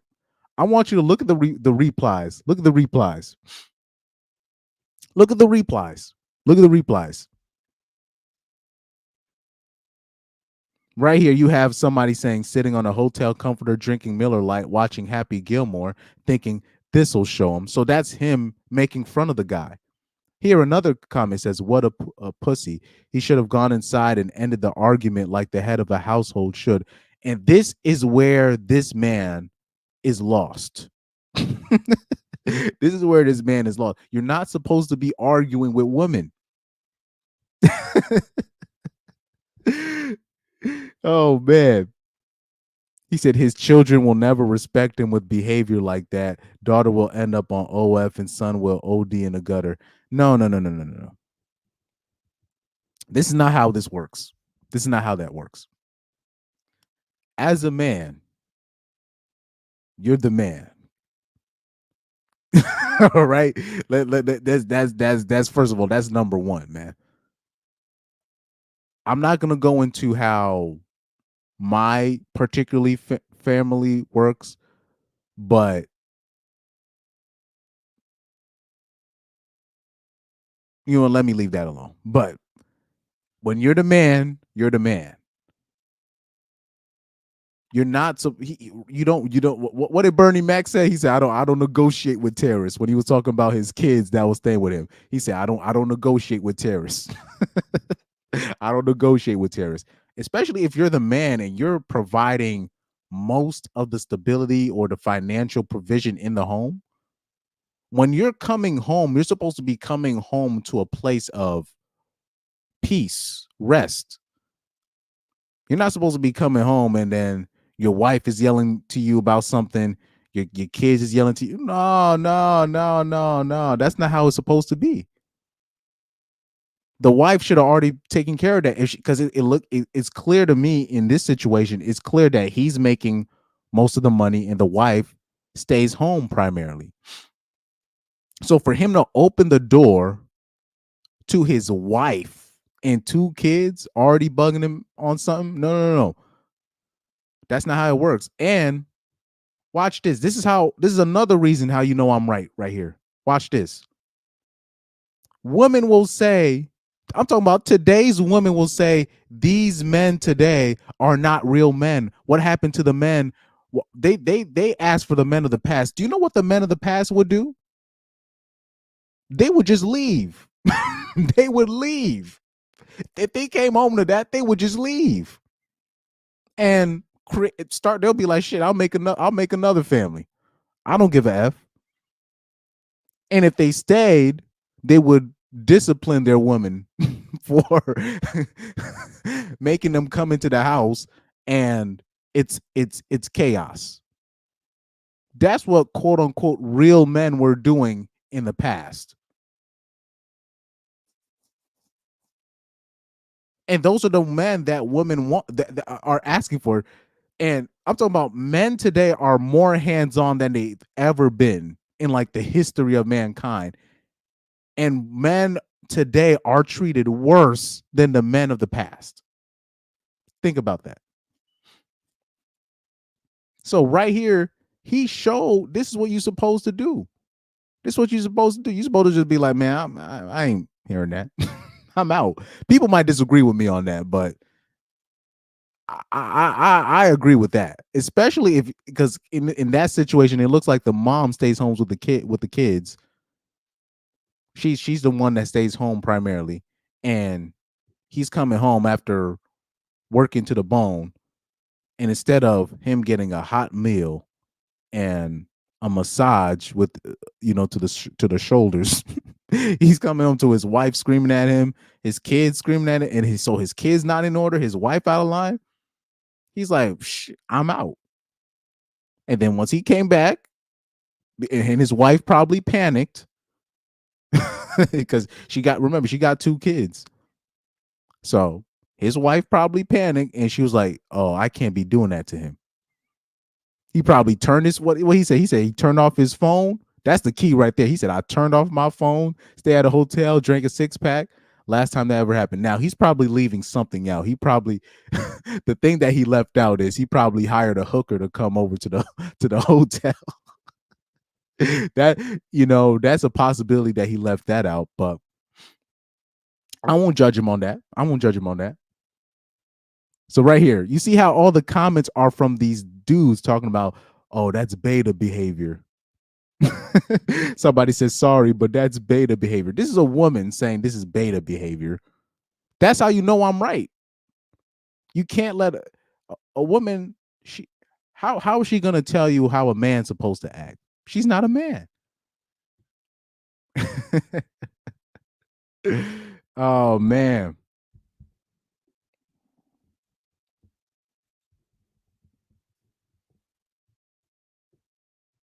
South Holland says, remember in 2019, the same people were saying, don't do your own research. Oh, yeah. 2020 really changed my perspective on a lot of normies.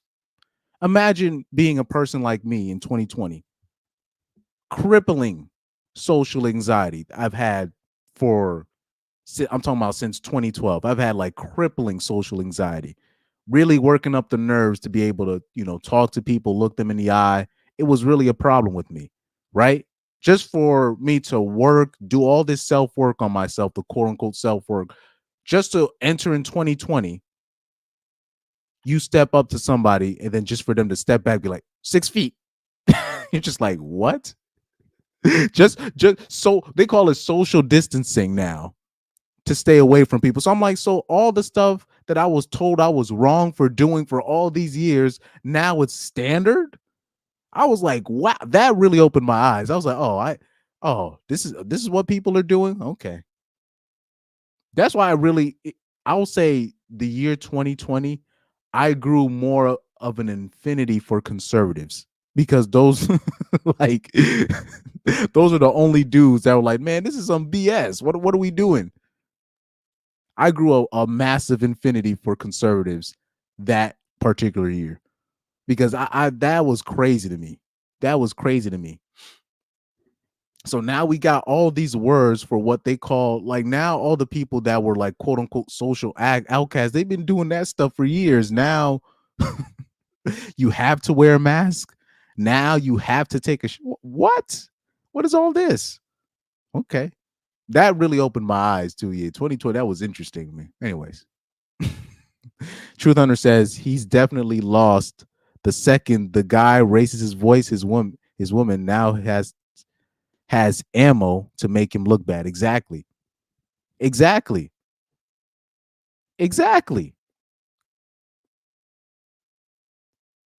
Now he raises his voice, he gets mad because his woman is yapping at the mouth. Now he's going to be seen as an abuser. And F up his life through divorce. Hey, look what happened to Steve Crowder. He tried to check his woman on he tried to check his woman. Meanwhile, she recording this dude via the webcam and saving that video and deleting all the other clips. He tried to quote unquote as a man of the household, I gotta keep it. No. You come in there and people ain't doing what they supposed to be doing, just walk away. Where you been when you come back?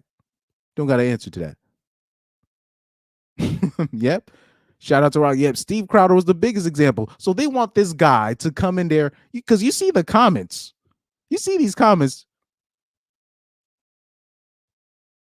saying, oh, he should have gone inside and ended the argument like the head of the household should. Bro, men can get in trouble for doing that. You do know that, right? But the beautiful thing, this is the beautiful thing about walking away. When you walk away, what they gonna say? They can't control you from walking away. That's what they're trying to do. That's why they stigmatize it so much.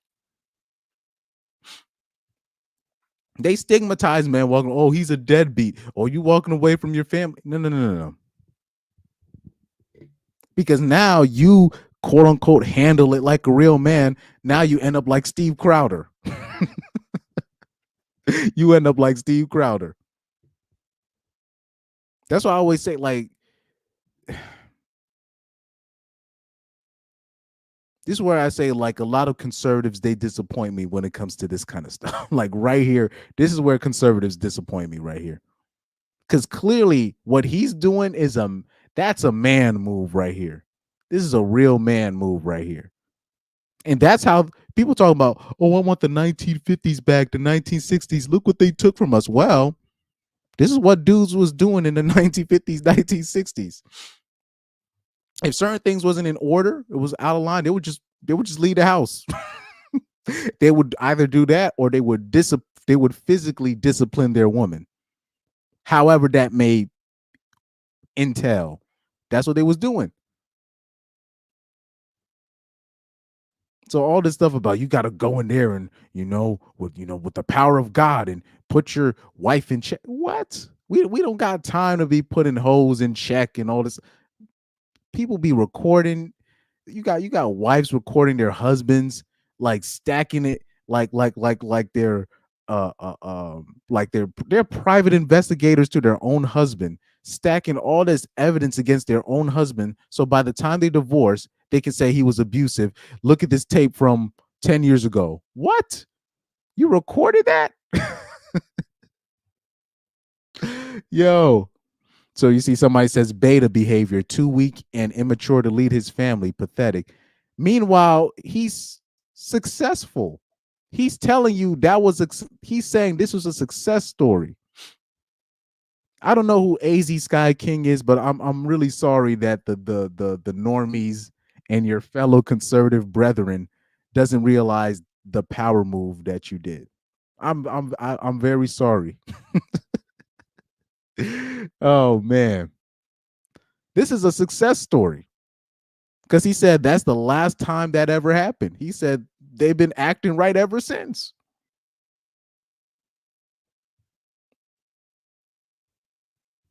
The man that is willing to walk away has the most leverage. Who do women treat the best? I always keep telling you, who do women treat the best? They treat the men that they treat the best are the men with options. The men that, like, in terms of the men that have options, women don't hold back when it comes to sex. They don't hold out on the punani for the guys with options. They don't do that. The people that complain about sexless marriages are the men that are faithful to their wives. Those are the men that complain about sexless marriages, the ones that are faithful to their wives. I don't know why people still can't put two and two together. And it's always the men with options that get treated the best by women. The guys that are willing to be like, man, I don't got time for this. Next. Who are the companies that the normies revere the most, where they want to work for? They want to work for Google. They want to work for Apple. How many applicants that they have? And then when they get called, they drop everything just so they can work for Google, just so they can work for Apple, just so they can work at Nike corporate headquarters, corporations. Why? Because people are coming to them. They're the ones with the options. Nike doesn't have to even, they can literally look at an like these corporations, these headquarters, they could literally look at an application, not even read it. They could just throw it in the trash and they'll be fine. They'll be fine. Cold world, but that's how it works. You know? Shout out to Doug MPA. He says so many trad cons are going to got this way. That, man, because I don't know how they look at Steve Crowder and they don't think that can happen to them. Now I'm talking about, you got trad con dudes calling Steve Crowder. They saying he's an abuser now. It's the funniest thing. Meanwhile, I'm the hater, right? When Steve Crowder will say certain things, I'll be like, I disagree. Oh, you're just a liberal and you're just this and you're just blah, blah, blah. Now these same people are calling him an abuser, and here I am. I'm the one defending Steve Crowder. And I don't even like the guy. I'm not gonna say I don't like the guy. I don't have an infinity for that man. I don't really care what happens to him in general. But here I am, I'm defending the guy because I know what the wife is doing. It was foul. But here you got all the trad cons. They're gonna say Steve Crowder is an abuser. It's crazy. He said a bunch of unmarried people who can't get a relationship telling a married man what to do. You can't make this stuff up. Because it's a success story. That's a success story. Because I'll say this, a lot of dudes that I know that are successful, that are, I'll say this, where their wife is in line, they don't be talking that much. They just demonstrate. That's the word I'm looking for. Demonstrate. Doug MPA says the most powerful thing a man can do is to walk away. Oh, let me read the super chat right here. The $5 super chat. Shout out to Doug MPA, man. Let me get that sound bite. I don't know why I don't have it ready. I don't know. Because I have it all the way down at the bottom. That's why.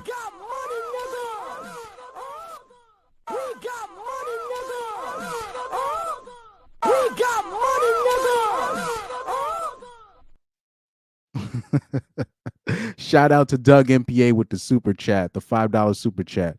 Right here, he says, if a woman thinks you will never leave, she will treat you like absolute garbage. Walk away from her and the kids.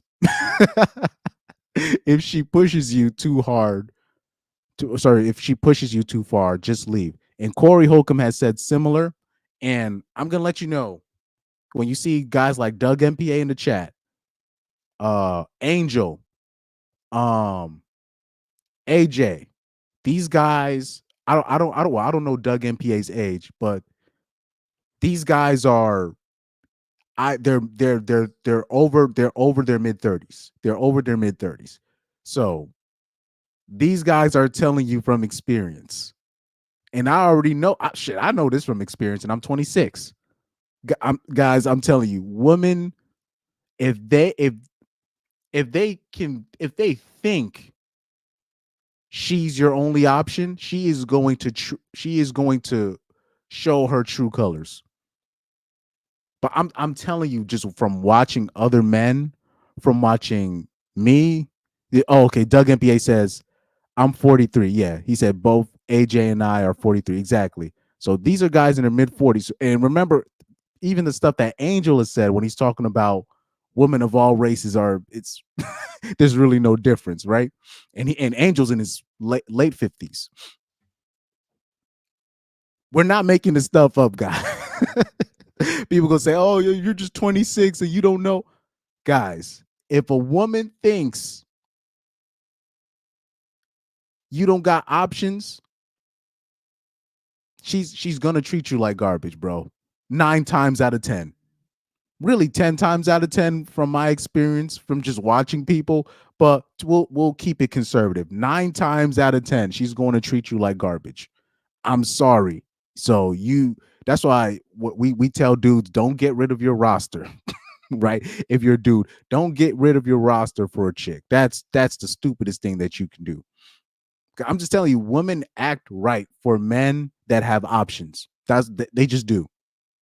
They act, I'm not going to say right. They act correct. They come correct. A man that's not willing to walk away, you don't have no leverage. You don't have no leverage if you're not willing to walk away. Facts. Right there. Women don't act right unless they think they are going to lose you. They just don't. They don't like. I know, because people want to bring Christianity into this and morality into this. Guys, it's just human nature. it's just human nature. Look, man. Think about the most most formerly married men will tell you this. Like, yo, before I was like ex-married men will tell you this. Before they were married, when they was with their girl was amazing. They was giving them sex all the time. They was doing it, but that's because she didn't have nothing secure yet. She didn't have the security of the marriage. Once you give her that security of the marriage, especially if you give her kids, she is going to now dictate terms. And when you have a woman dictating terms, you're at her mercy, because now you have no leverage. Now, here you have a successful story with a guy that's married and with 2 kids, where he was able to get his woman to act right by doing what? Walking away. He didn't go in there, try to quote unquote put her in her place. He just left. That's all he did. He left. And he left it at the perfect time too, because I bet you the wife was being lazy all day and was talking about and just already ready to trauma dump on him and ready to, what are you gonna do with the kids? No, he's like, nah, you take care of that. You had all day to do it. I'm out. I don't have the the door slam shut sound effect, but that's what he did. They acted correct after that. And here you're gonna have conservatives all up in the comment section talking about he's wrong. It's the funniest thing, man. And, oh man, shout out to Ryan Stone, a person that I'd be disagreeing with a lot, and he agrees with this. He agrees with this. But Ryan Stone is more of a liberal, so that's a little bit surprising. So Ryan Stone is more of a liberal too. I mean, sorry, well, not liberal. He's more left leaning. I'll say leftish centralist leaning. He's more centralist leaning. I'll say it like that. So it's interesting. He agrees with him. Like this is what I call real like alpha male activity. A lot of these so-called conservative men, they're betas. So right here you have Kevin Patch Ostenson. He said, actually, an alpha male would have sought out what the problem was and helped address it, not run off like a punat, like a pussy. This is another thing. This is another thing. When I tell dudes deadbeat dads are a myth, deadbeat dads are a myth. Men didn't run. People talk about, oh, men were just running off. Nah, there was probably a good reason why he ran off. I try to tell conservatives, don't fall into that trap when you're quote unquote berating, black men for quote unquote leaving their families, which that is a myth also as well. Or if you're just using that to virtue signal against men you don't know about, men leaving their you don't know what happened. You don't know what condition the man came back from work, and the place that he calls home is not a place of refuge.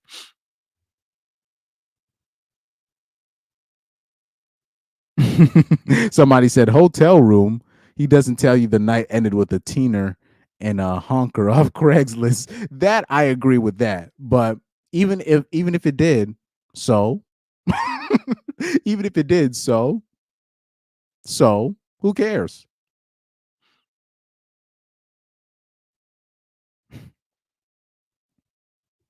Yeah, but it's interesting. You see all these dudes in the comment section mad at the guy for protecting. Not only did he do the right thing, he protected himself, because now because these are the same people that are going to call the same people that are going to call Steve Crowder an abuser. And it's crazy, man. Crazy. South Holland says, and if you're married, always stay in shape, always keep pushing forward and improving yourself. Never allow her to slow you down, even though you're married. I agree with that. A lot of men, they fall into that trap. They get out of shape. You know what I mean? They stop talking to women, quote unquote. But I always say this: stay in shape. That is another life hack. Stay in shape. Stay in shape and make it well. Don't be afraid to let it be known that I got options out here. don't hey. I know I shouldn't be giving married people that kind of, but I always say this for married people. It just seems like a lot of married guys fall into that trap where they'll just go out, they won't stay in shape. They'll always just be like, it's only you, sweetie. Nah. Don't do that. I just think that's a mistake, because it just gives the woman an excuse to be lazy. I'm just from seeing other people, that's what it looks like. That's why, like, wives are notorious for, they'll go behind their husband's back, and then they'll be like, they'll prevent their husband from getting a promotion. They'll make sure the husband gets fat, because they know if he stays in shape and he gets his money up, the more doors open for him sexually for other women. And she's not trying to lose him. And rightfully so. I understand that. But these are the tactics that they will implement because they don't want to lose their husband. They don't want to lose that cash cow.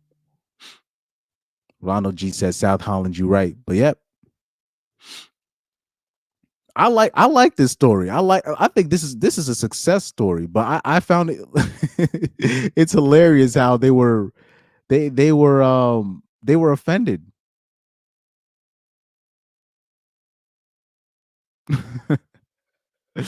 Oh man.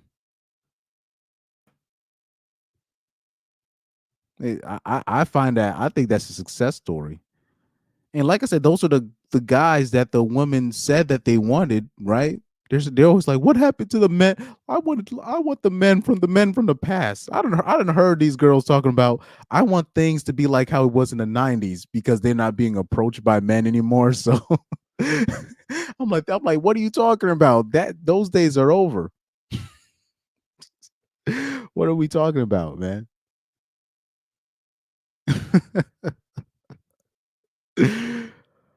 Oh dear, man. Anyways, let me search.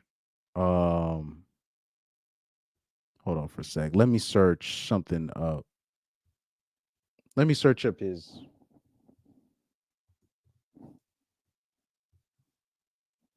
AZ Sky King. Let's look up his profile, because I don't know what his profile is. So yeah, he's a conservative dude, and he's giving real ninja like, this is real ninja stuff. This is this is what he's giving is gospel. But like, a lot of men have been conditioned, because a lot of men have been conditioned by whomever, that you can't run away from your responsibilities, and you know. And a lot of and I'll say this too, a lot of dudes have fallen for that trap where they don't want to be, quote unquote, like the deadbeats of the past. But they don't understand it's more complicated, and there's more into that. There's like men don't just up and leave their spot for no reason, for the most part, you know. Let me see if he had a reply. Oh, okay. So oh, don't tell me he had to delete his tweet, because I don't see the tweet. What date did it? I don't remember the date it said. I don't remember the date. But anyways, oh, that's scary as hell. What the hell was that? Anyways, anyways, let's go over something real quick. Man.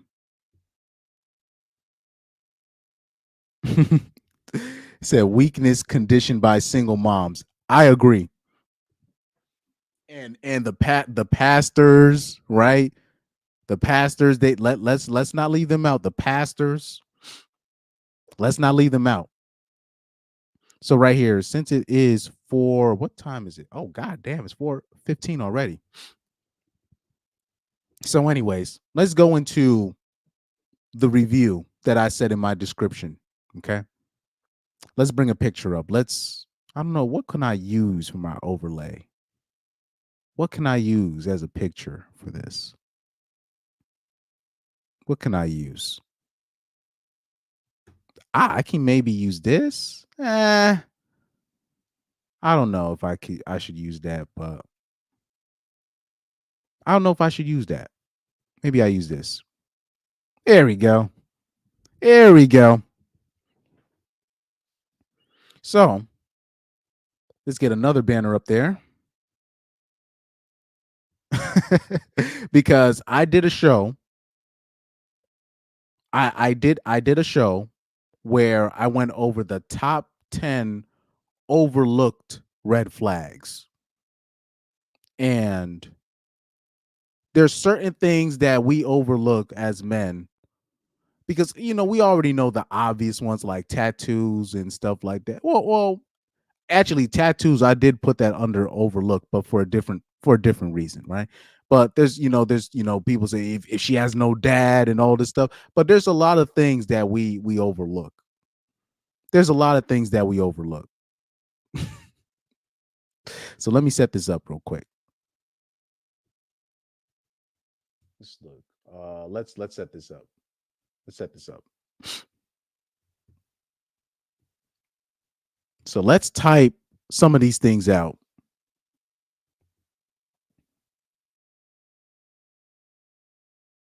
Okay.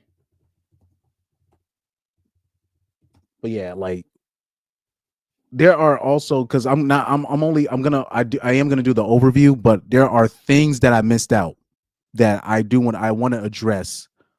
Another red flag that many men, they don't even realize, but I think a lot of men have fallen victim to this. But I'll say that at the end, after I say number 2 and number 1, after I go through all of that, right?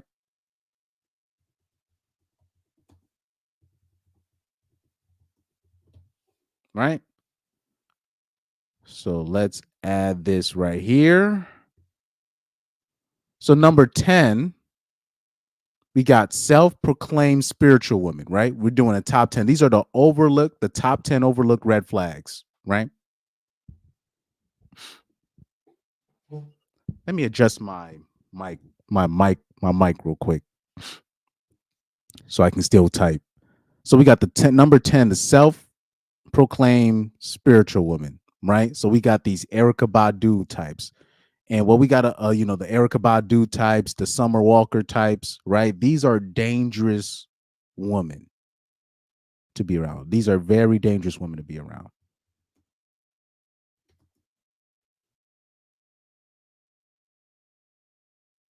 I'm wondering, maybe should I type it out all real quick? Maybe all of them. I don't know if I should do all that, but let's see if. Nope, I should not type that all out because they're not even gonna let me go in on that. They're not even gonna let me go in on that. They're not even gonna let me go in on that. Okay, so number 10, obviously, is the self-proclaimed spiritual woman.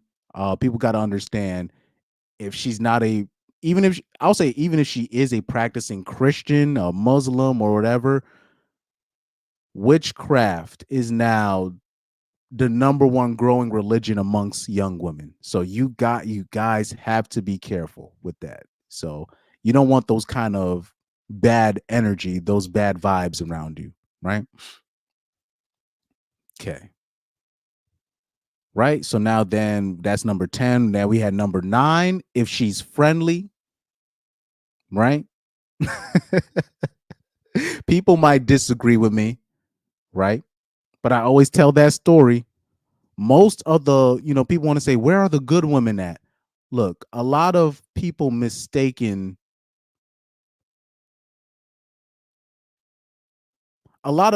mistake decent women, and because you're trying to talk to her, she's giving you the cold shoulder. There are sometimes those women, those are women, they actually have a boyfriend, and even though they're at work, they're not trying to socialize with dudes. I know women like that they are faithful to their boyfriend, or their boyfriend has a kind of personality he doesn't play that, so they don't even they don't take no risks. Now you got to understand, if there's a lot of dudes that there's a lot of dudes that kind of take it seriously if women don't quote unquote smile at them. You know what I mean? I've never considered that a big deal, me personally.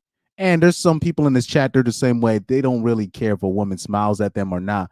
But I hope you understand, if you have a quote unquote friendly woman, you need to be able to handle that, because a friend, a quote unquote friendly woman, she's opening up channels and opportunities for herself. So this is where, men, you have to pick your poison here. Do you want a friendly woman or not? Because a lot of the times the loyal ones are not going to be that friendly. A lot of the times the loyal women are not going to be, they're not really going to be entertaining ninjas like that, you know? So these are the things you gotta understand, right? Okay. So I remember explaining that in depth. Right. Then number 8, we have single moms, right? Now, people might think that's a foregone conclusion, but you'd be surprised. You'd be surprised, because the church is full of them. The church is full of them. You know what I mean? The church is full of them. The community, right? It's full of them. Single moms, if she's a single mom, by default, that is a red flag. Off rip, that's a red flag, you know? Most of the train wrecks, they're single mammies. Most of the train wrecked women, they're single mammies, or they've had like multiple baby deletions that they don't want to talk about, right?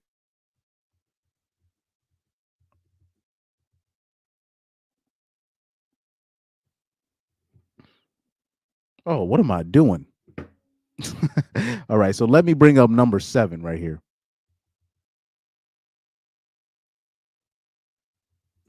Lies about age. So right here, so then we had number 7, fake ID, lies about age. So if you're dealing with a woman, and when I say in the top 10 overlooked red flags in women, I'm talking about a woman that you want to take seriously. I'm talking about a woman that you want to take seriously, a woman that you want as the number one woman. These are the overlooked red flags that men tend to overlook. So right here, if she's doing story time and then you find out some point in her life she's had a fake ID, or some point in her life she's lied about her age, that is a massive red flag. Like, that is like, to me, that qualifies for top 5 in my opinion. Sorry, top 3 really, in my opinion. No. I'll be conservative. That qualifies as top 5, but I have it at number 7. When you're dealing with a woman, you gotta think about it like this. She has a fake ID. Why? To do what? Oh, I just want to party. She can party at anybody's house. Why do you need a fake ID to go to a club full of these so-called predators at the ages 14, 15, 16? Why? Because she wants to know what she's missing out on. She wants to experience that. She wants to drink and party around strange grown men, no matter what their background is. You gotta keep that in mind. You have to keep that in mind. So people will say, oh, if she's a druggie and all this stuff, that's a red flag. But if you're dealing with a woman that's had a fake ID at any point of her life, it's a good chance she is that. So you don't even have to ask her, have you taken drugs in your life? You don't even have to ask her what your body count is. You already know it's through the roof. So when I mention these red flags, you don't even have to ask about body count and all this stuff, because if you ask a woman about her body count, she's going to lie about it. So you find out she's had a fake ID, or she's a woman that lies about her age. That's all you need to know. A lot of the times, that's all you need to know. Ooh, and you guys are going to like number 6. Guys are going to like number 6. And it's something that is massively overlooked. Mommy issues. Her mom is a 304. Corey Holcomb has this this famous quote that it goes overlooked, but it's so true. People think that most people have daddy issues. But I always say it like this. Okay, so they're always saying the dad is running away. So that means the mom has primary care over the children. So wouldn't that mean she has mommy issues? Because the mom, she says she can do it by herself, but she can't, clearly. She failed. Most of these people that you're seeing that are F-ups today, they have mommy issues, not daddy issues. How does he have daddy issues if he's not there?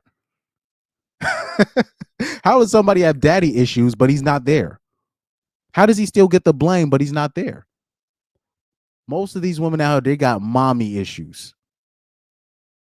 So when you're dealing with a woman that has mommy issues or her mom is a 304, it doesn't matter if the dad is there. If her mom is a 304, she's probably going to follow that same path, because even if the dad is there, that means the mom is going to be going behind the dad's back. You know, if the girl gets, like, if the daughter gets pregnant, she's going to pay for the daughter's abortion. She know, you know what I mean? If the girl gets in trouble, she's going to be giving her own advice behind the daughter's back. People wondering why are girls acting the way that they are is because behind those dads and their uncles' backs, the woman of her family, the mom, the aunts, grandmas, they tell the young girl to operate a certain way behind the men's backs. So if you're dealing with if the mom is a certain way, it doesn't matter if the dad is there or not. If the mom is not aligned with the father or whatever truth or vision that's supposed to be a part of the household, there's no way that the daughter is going to amount to anything or the son's going to amount to anything. Like I said, that Corey Holcomb quote, he said, if your mama ain't shit, there's nothing in this school that's going to ever make her be about anything. That's one of my favorite Corey Holcomb jokes, man. It's cold blooded, but it's hilarious.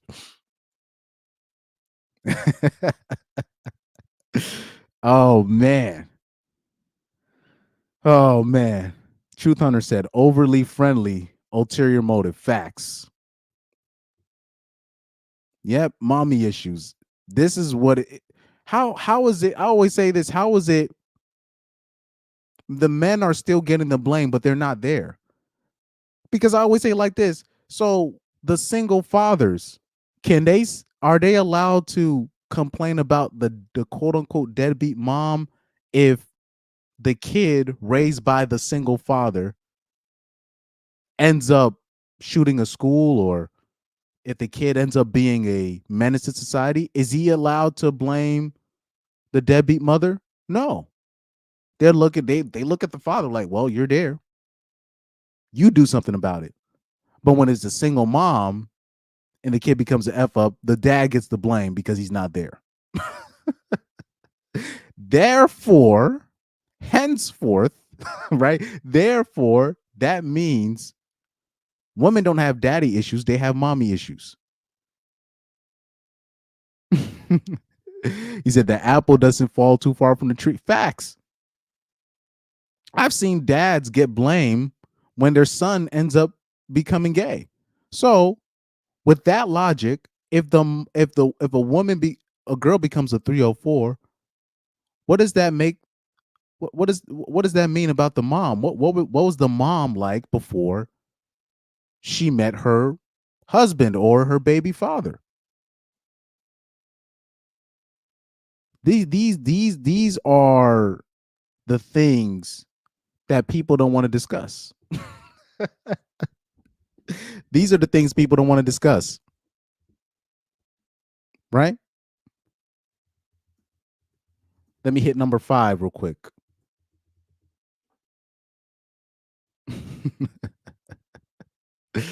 Oh man. So right here,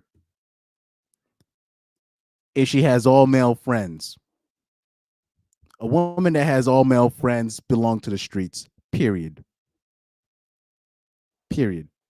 Point blank. I don't even want to hear an argument on that. And she has all male friends. That qualifies as number one. I saw a dude, he said that's number one. And I can't argue with that. That it qualifies really as a number one. She got all male friends. She belongs to the game. Oh, men are just less drama. You know those bras. They be in these all male friend groups because they know, even though they're or how about this?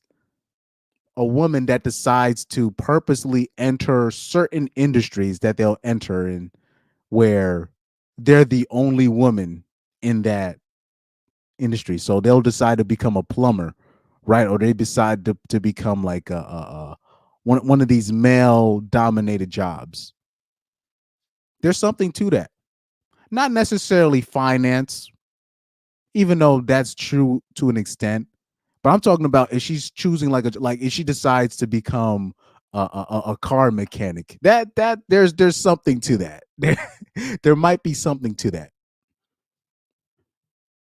There's I believe there's something to that. I believe, because I done seen how these girls operate in a lot of these girls operate in those male dominated jobs. They act like they're the princess, and that's what they're always looking for, princess treatment, always special treatment. And when they're in these spaces, video game spaces, all that, whatever, group chat, all that, soccer team, all that, they become the darling of the group, and they get the most attention.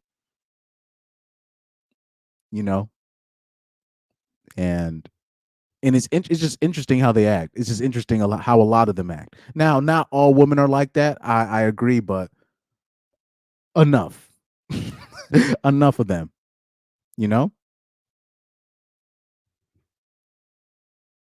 Okay, so this is another thing too. So this is gonna be a shout out to the incel community for putting me on to game on that, on this one that I'm about to show. Okay. Number 4, if she has a pet. If she is single, if this is a single lady and she has a pet, that is a massive red flag. That is a massive red flag. If she has a pet.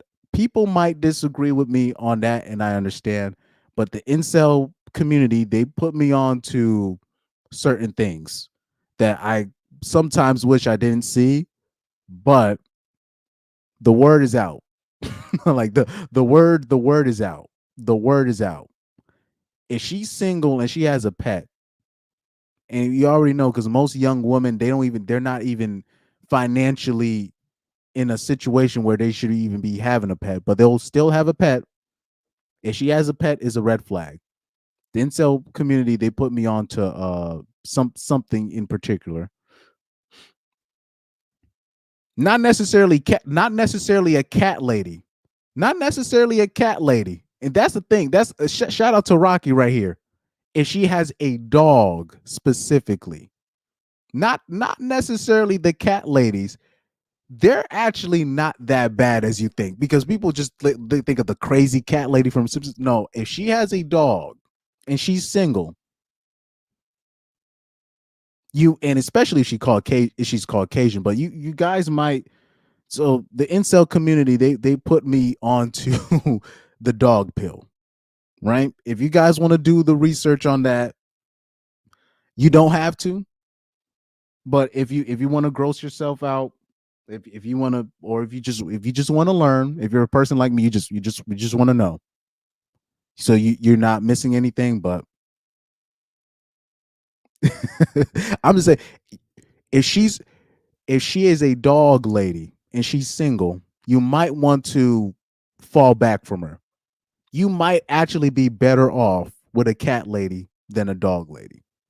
Especially in the future, because I think in the future it's going to be like mainstream news when it's going to be like, yo, there's an epidemic with women and their dogs. Anyways, single women and their dogs. But that's my opinion on that.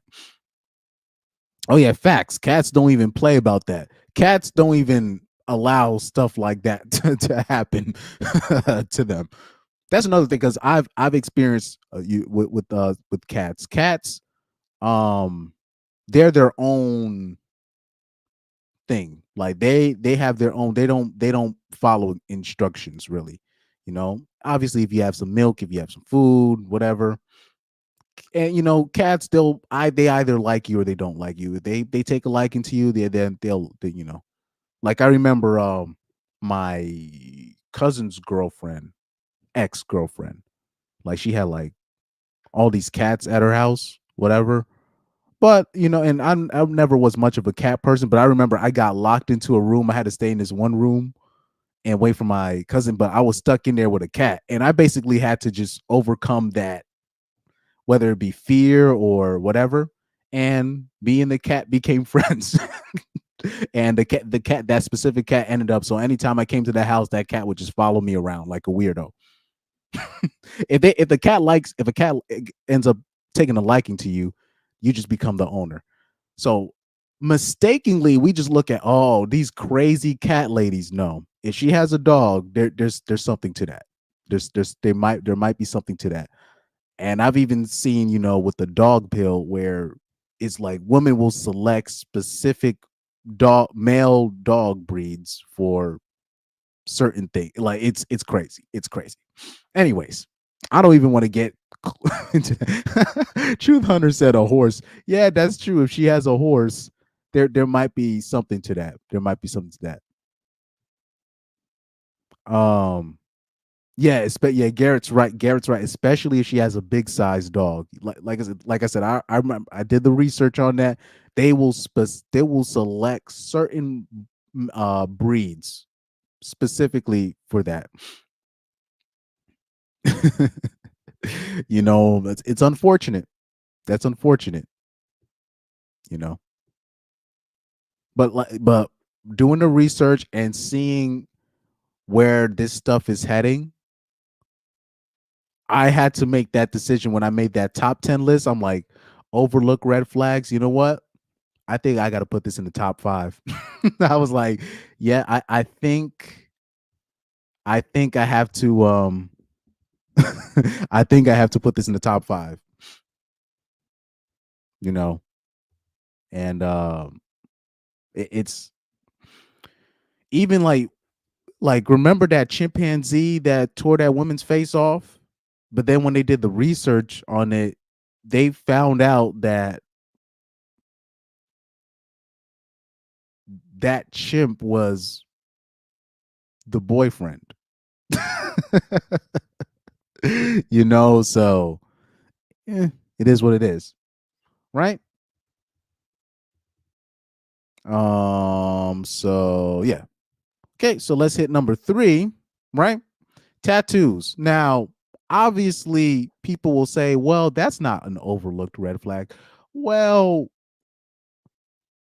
they said it was like 70% of Gen Z women, they have tattoos. And I will say most young women that I come across, most of them have tattoos. So if you really are serious about that red flag, because I don't think men are really that serious about it, because there's plenty of quote unquote conservative country girls I be seeing with tattoos, plenty of them. So men are the first to be like, oh, she has tattoos, that's a red flag. But most young women have tattoos. So you would have to eliminate like 80% of women in the dating pool. Most young women, I'll say millennial and Gen Z, most millennial and Gen Z women, most of those women have tattoos. Most of them. So you would have to eliminate a lot of people. I'm talking about a lot of women. They have tattoos, dog. That's why I say overlook, because they'll just meet a woman and then she'll treat her nice, but she'll have the tattoo and then they'll overlook it. They won't even. And somebody had explained this in the chat. Tattoos is the modern day. It is the modern day. How do I say it? It's the modern day self-cutting, modern day form of, you know how back in the days, like in the early 2000s, the mid 2000s, women would cut themselves for attention. So they would have all these marks on their arms, and they would always wear short sleeves, or they would always roll up their sleeves so they can get attention. Tattoos is now that's the new form of that, right? Okay. Now we'll hit number 2. If she ever went to college. So meaning there's specifics to that. So meaning when I say if she went to college, specifically if she stayed on campus for any period of time, I don't care if it was for a week. I don't even care if it's for a week. If she stayed on campus for any significant period of time, I don't care if it's a month, week, a year, semester. If she stayed on campus, good luck to you. And like I said, that's most women. That there's a possibility that's most women. Most women went to college. Now, I used to believe that in terms of just, oh yeah, if she went to college, that's a red flag. Now, people were mad at me in the comment section when I had said this in the short earlier this year. If I'm not mistaken, I think it was last year or earlier this year. There were dudes arguing with me in the comment section, conservative dudes, mind you. They're like, what, do you want a dummy? And I'm like, bro, do you know what those girls did in college? And I'm like, aren't you guys the dudes that say, oh, I don't want my girl with a high body count and all this stuff? Guys, if she stayed on college campus, man, I don't know what to tell you. The stuff that I saw women do, and I went to a small college. I went to a small, like not even popular college like that. The stuff that I saw these broads do when they were finally away from their parents for the first time, it opened my eye. That's what drove me to the red pill, dog. Seeing what women were doing in college. So I don't even understand how you can go be in college and see what happens in college and not be red pilled afterwards. I don't even know how that's even possible. Because especially me, I was in the athletes with the athlete dormitories. I was in the I was with the athletes. So in the athletes also, even at that dormitory and even on the main campus that I would visit from time to time, dude, I remember going into one room. These dudes was playing Madden, but these dudes were surrounded by all these 304s. It was these dudes on the baseball team that I knew, and I just happened to, they were driving me places that specific day because I knew the catcher, whatever he was trying out, invited me over to play Madden. I sucked, whatever, but it was literally a parade. It was a ring of 304s, basically waiting for them.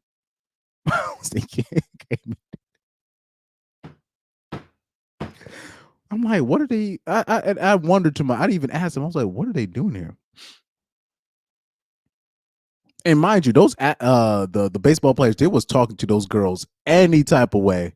They was like, oh, weren't you with so and so the other week? Ha ha ha ha ha, and all this stuff. Calling them hoes and all this stuff. Weren't you doing this? And making fun of them. Now, meanwhile, I'm like, you know what? Let me leave because they're actually about to fuck with them. They're just waiting for me to leave. Because I don't even think I was supposed to be there. But you got, man, people don't know. People don't know. So obviously now, right here, number one, obviously, if she smokes weed, that's my number one red flag in a woman. Number two is she went to college, and number one is she smokes weed. Now, technically, that kind of goes hand in hand, but if you're dealing with a woman that smokes weed, you're most likely dealing with a woman that at one point in her life, she has had to give up her body to strange men for free drugs. if you're dealing with a woman that smokes weed, at least at one point in her life, she's had to give up her body to a drug dealer or the drug dealer's friend or a landlord. You'd be trust me, I know the stories. They've had to give up their body for free drugs. Look, you'll even hear women talk about, oh yeah, I used to date this drug dealer and all. You have all these women talking about they were dating drug dealers in high school, but they always had a weed. People got to start doing the math. People got to start doing the math. Oh man. South Island said, I played football at a D1 school. It was literally Sodom and Gomorrah. Yeah, people don't even I was at a I was at a D3 school. And I remember even at a D3 school, I was at a D3 school and it was still crazy. And I was at a small school too. It wasn't no big campus. And then don't even get me started when I had to do like the recruiting trips with the seniors, even though I was a freshman, but there were certain people that I knew from high school or playing club soccer or Premier or well, that's the same club and Premier, I think same thing. But there was certain dudes I knew at Academy. So they would have me on the recruiting trips because I knew the dude personally, and they would try to recruit certain players to the soccer team. So we would take trips to UConn, Central. Oh shoot, I'm mentioning names. So, but I'll mention UConn. We took a trip to UConn, right? I was on UConn campus, bruh, bruh. I remember when I was younger, when I was in high school, I visited Florida State campus for just a visit, not a recruiting trip, but a visit. Bruh. I remember like calling my high school soccer captain at the time. I was like, I see why Jameis Winston got in trouble. I'm like, I see why he got in trouble. You can, let me not put him out there. But I told him this. I'm like, after that trip, I was like, I see why he got in trouble.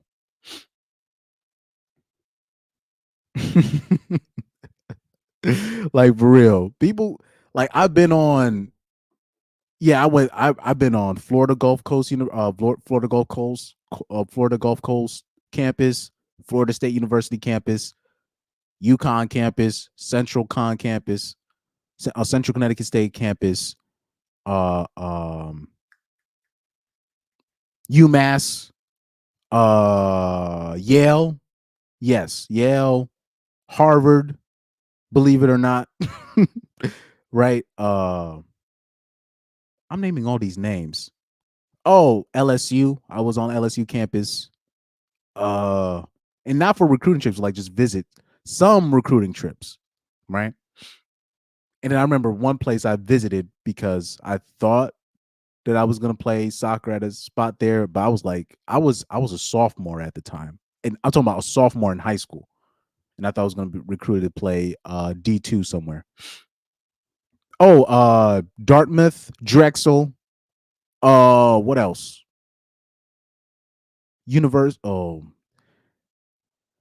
Okay, if I say no, there's gonna be certain ones I'm gonna leave out because they're gonna know exactly where I live. So let me leave out because there's a couple of D1 universities in Connecticut.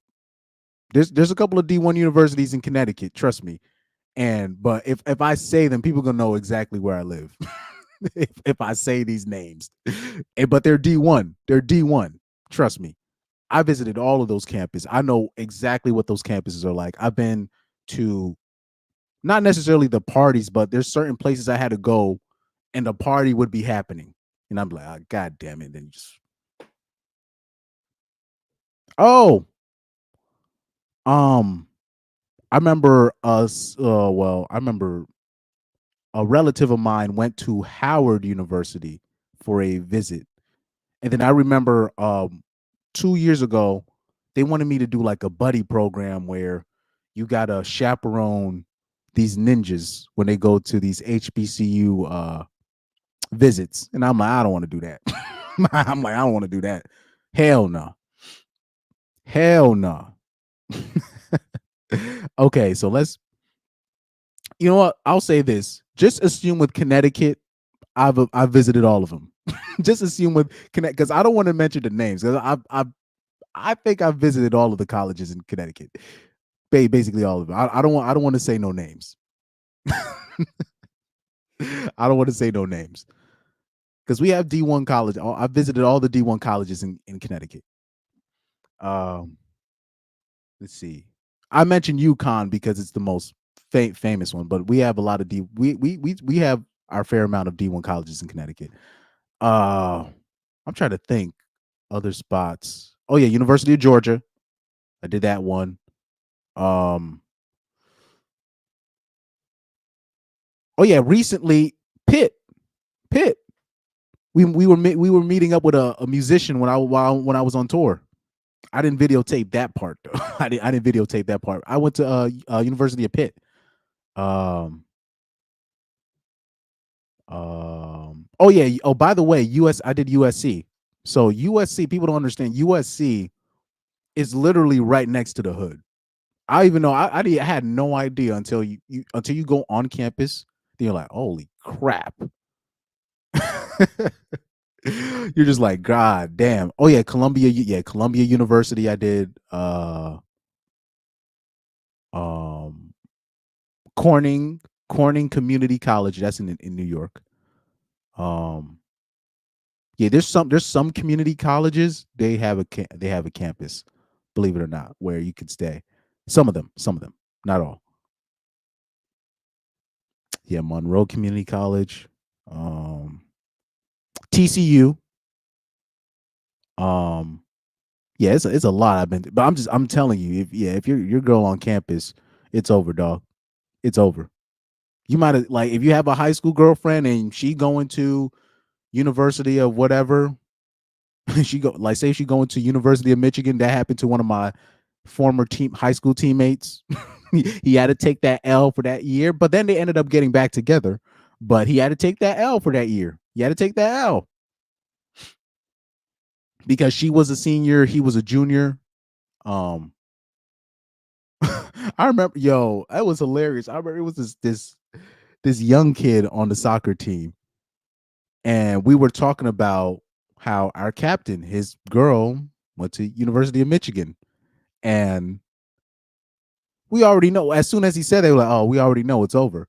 So we didn't have to say it's over. But the young kid was like, "Yo, so are they still together?" Oh. Yo, do you know? Oh, man, we looked at this dude like, "Bruh, are you serious?" We looked at this dude like this is the dumbest dude in the universe. We were like, "What? What do you mean?" And then one of the seniors on our team, he took it too far. He's like, "What are you talking about? Is she still with it?" Bro, he goes, "She's probably getting fucked right now." I was like, "Yo, all right." I was like, "All right, enough, guys, enough. This is getting too far. This is getting too far." But I'm like, I don't know why he even asked that. So, Truth Hunter said honorable mentions her eyes and her voice. Oh, I know what you mean. You can tell a lot by, like, if a woman already lost her voice by the age of 24, she already got that scorn voice. Yeah. And also, there's a certain eye stare that women with a lot of bodies have. Yeah, so that's another thing too. It's like dead eyes. There's no life in it. South Island said, I went on a recruiting trip to Liberty University, the model Christian conservative school, and it was nothing different. Oh yeah, I know somebody that did the same thing.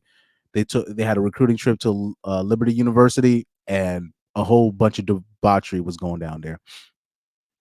Oh yeah, by the way, the biggest party schools in the United States, I would say, Arizona is the biggest one. I think it's Arizona State University, if I'm not mistaken, or is it University of Arizona? I forgot how it's called. I didn't visit that campus, but there enough people been there to know what's up. I would say that, and then I will say, you know what's a sleeper party campus? You know what's a sleeper? And I'm talking about, this was before Deion Sanders went there. Colorado. Was it Colorado University? I'm talking about, this was before Deion Sanders got there. Colorado was a sleeper when it comes to parties. I would say Colorado University is a sleeper. Colorado's a university. I mean, sorry. Up to this was before Deion Sanders came there. Colorado is a party school, dog. Straight up, it's a sleeper campus. Their campus life is a sleeper. It's a sleeper. People might overlook it because of the location, but trust me on that. Trust me. Colorado, man, yo, they be wilding. Another oh yeah, what's it? Yeah, USC is a party campus, but those are obvious. You know, UCLA, those are obvious, like, party campuses and all that. But I always say, like, yeah, Colorado is a sleeper, and people underestimate BYU because it's supposedly Christian school as well, but because and there's Mormons there and all that stuff, but they be doing nonsense there as well. Yeah, BYU, not necessarily with partying, but the debauchery that goes on behind closed doors at BYU. They won't put it out there, but stuff happens. Baylor. Oh, Baylor is infamous. I'm talking about, like, dudes will actually get in trouble for nonsense. Like, people actually got in trouble at Baylor for the stuff that they would do. Yeah, Baylor. That's a sleeper. University of Michigan is a sleeper. What's another campus that go hard? Yeah, just be aware of those big universities that are in, like, small, like, in small towns. Like, so, you know, like University of Alabama and, like, these spots where the college is more famous than the actual state. Like the state that it's in. You got to be wary of those colleges like that, like University of Alabama, UConn, right? University of Michigan, Ohio State University, right? These spots, like, you got to be wary of spots like that. Like, you really have to. University of West Virginia, man, yeah, that. Boise State. Oh my! I forgot about Boise. Oh, forget about, yo. If your girl go to Boise State, it's over, dog. I can't believe I forgot. I know people that went to Boise State. Oh man, Boise State's wild. Boise State is wild. What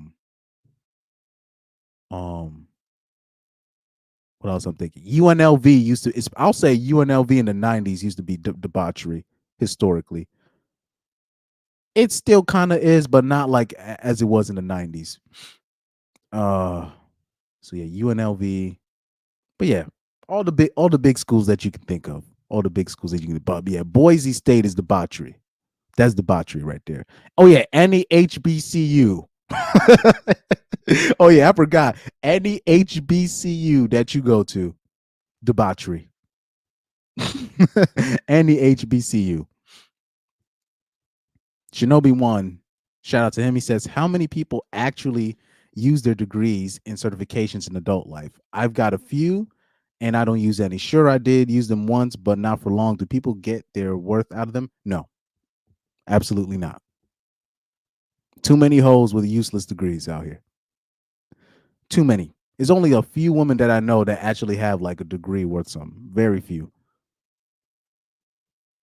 He said, I use a certification for painting cars. That's all I have.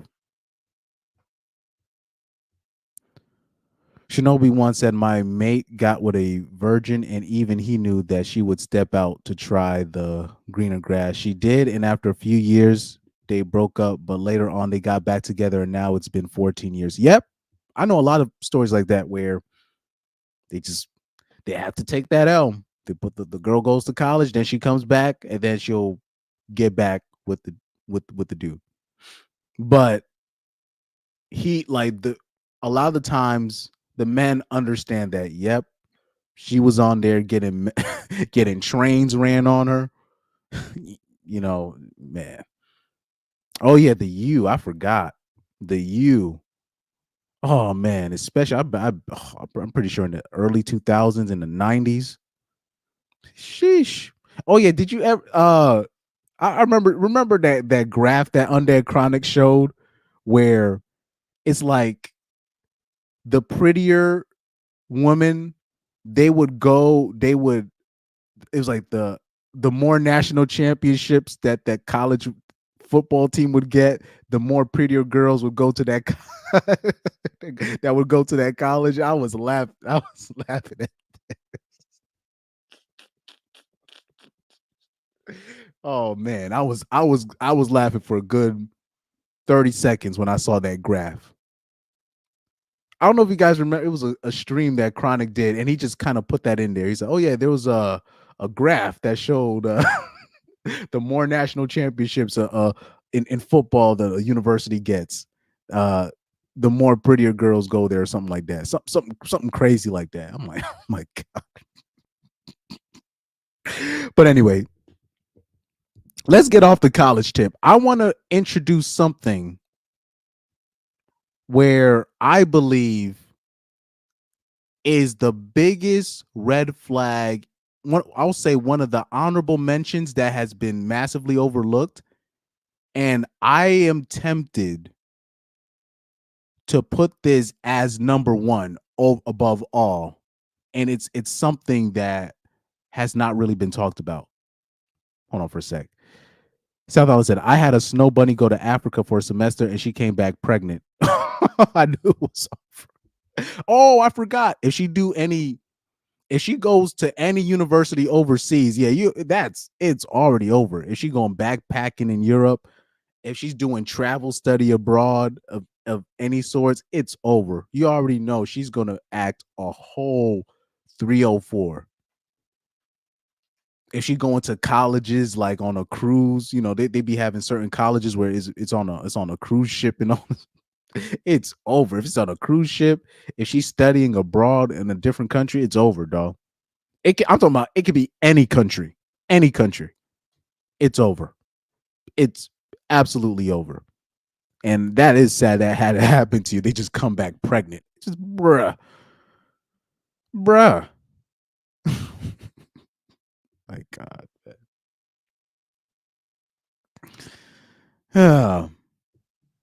Anyways, Truth Hunter said, "Now I got into my first shop job. I had a certificate. Other guy going for the same job didn't. Yeah, some of those jobs you don't even need a certificate for. Like they'll say it on the website or on Google or on Indeed or what else?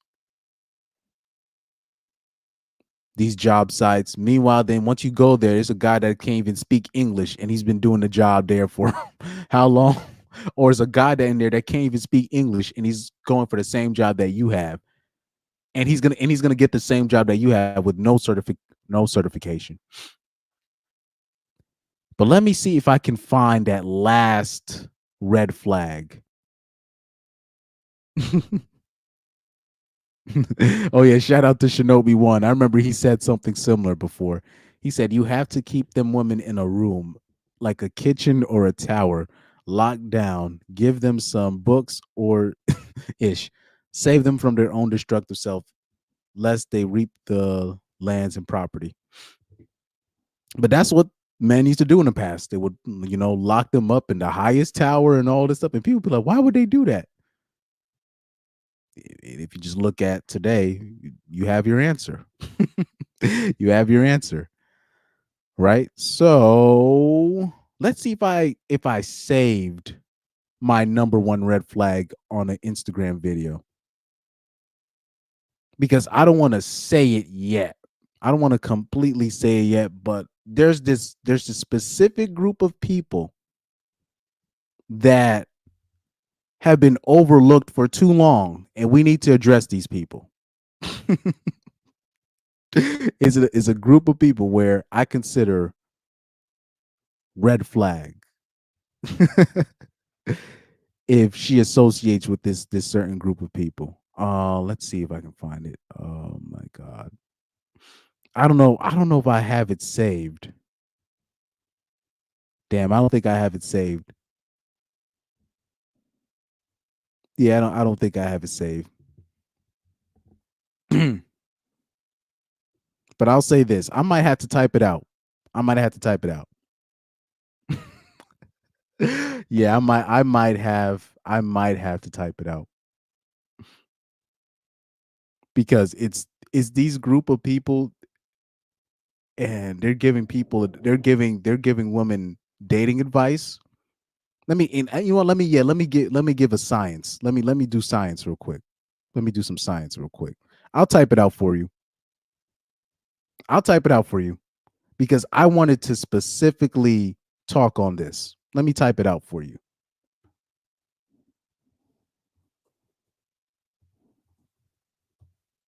Any woman with blah blah blah blah blah. That's what's gonna be. Woman with a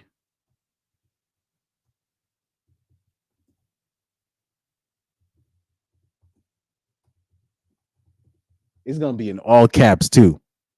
Most of it.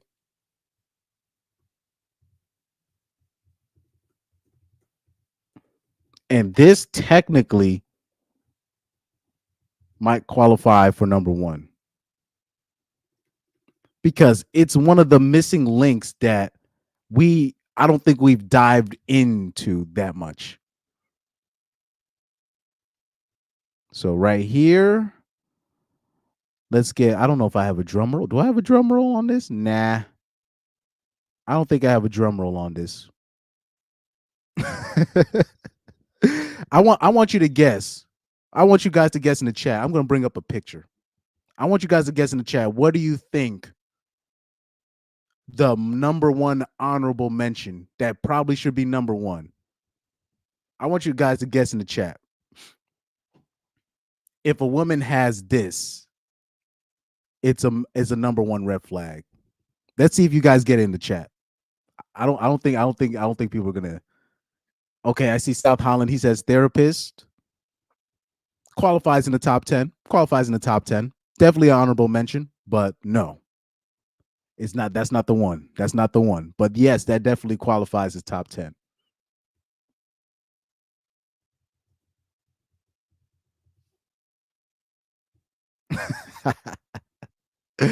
Oh man.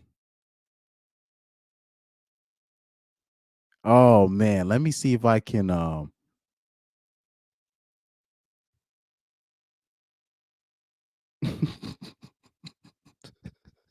gonna bring up a funny picture of the of this. I'm gonna bring up a funny picture of this.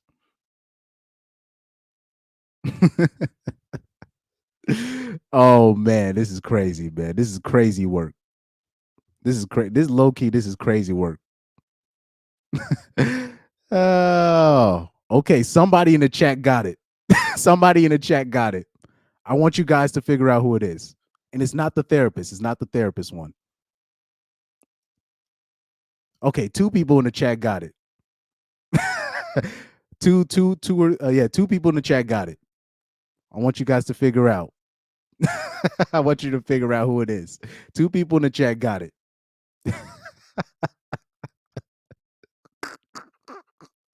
Yeah. We've been paying attention. That's beautiful, man. We've been paying attention. I like that. So right here, I'm about to show it in a minute. Because two people in the chat got it. Right here. Do you see this picture that I'm showing right now?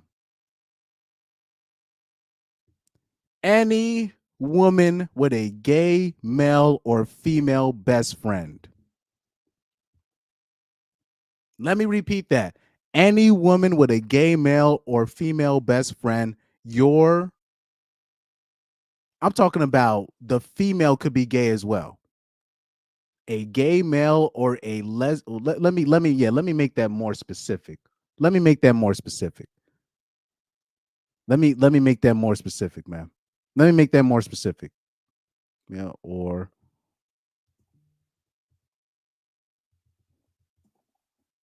yep, right here. Let me make that more specific right here.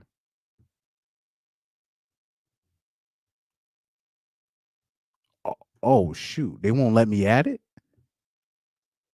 That's crazy. Or let's be honest. Female best friend.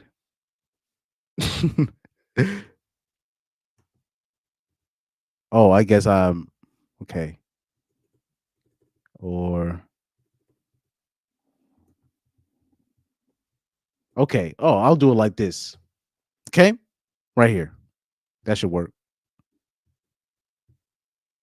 Or you know what? I don't know what's going on with my thing. Let me repeat that. So any woman with a gay male or female best friend, right? So meaning the female could be gay as well, right? So let's get into the gay male best friend thing, right? All the stuff that you've been experiencing in terms of the culture shift is because of those fruitcakes over there, right? Including the lesbians. But let's focus on the gay. Let's focus on the gay male friends, right? You'll have your relationship with your girl, right? Something goes wrong. They will go to their gay male best friend who is on demon time. So back then you would have your gay male best friends, but they weren't that dangerous because they couldn't be seen in public. Right? So now they're bold. Now they're super bold. They're on demon time. Now, here's the thing that when you're dealing with the rainbow community,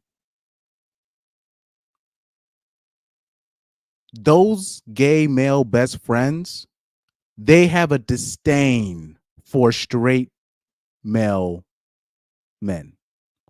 And I'm going to tell you why. This is why they already have a disdain for them. Because a lot of those open gay males, they mess with dudes in the closet. They end up falling for dudes that are straight. So they're not guys, is particularly when you're talking about young gay male. Yeah, when you're talking about young gay males or young female lesbians, they're looking for straight people and for them to convert them. So a lot of their frustration sexually is because they can't get with their straight male or their straight female friend that they want to convert into their cult.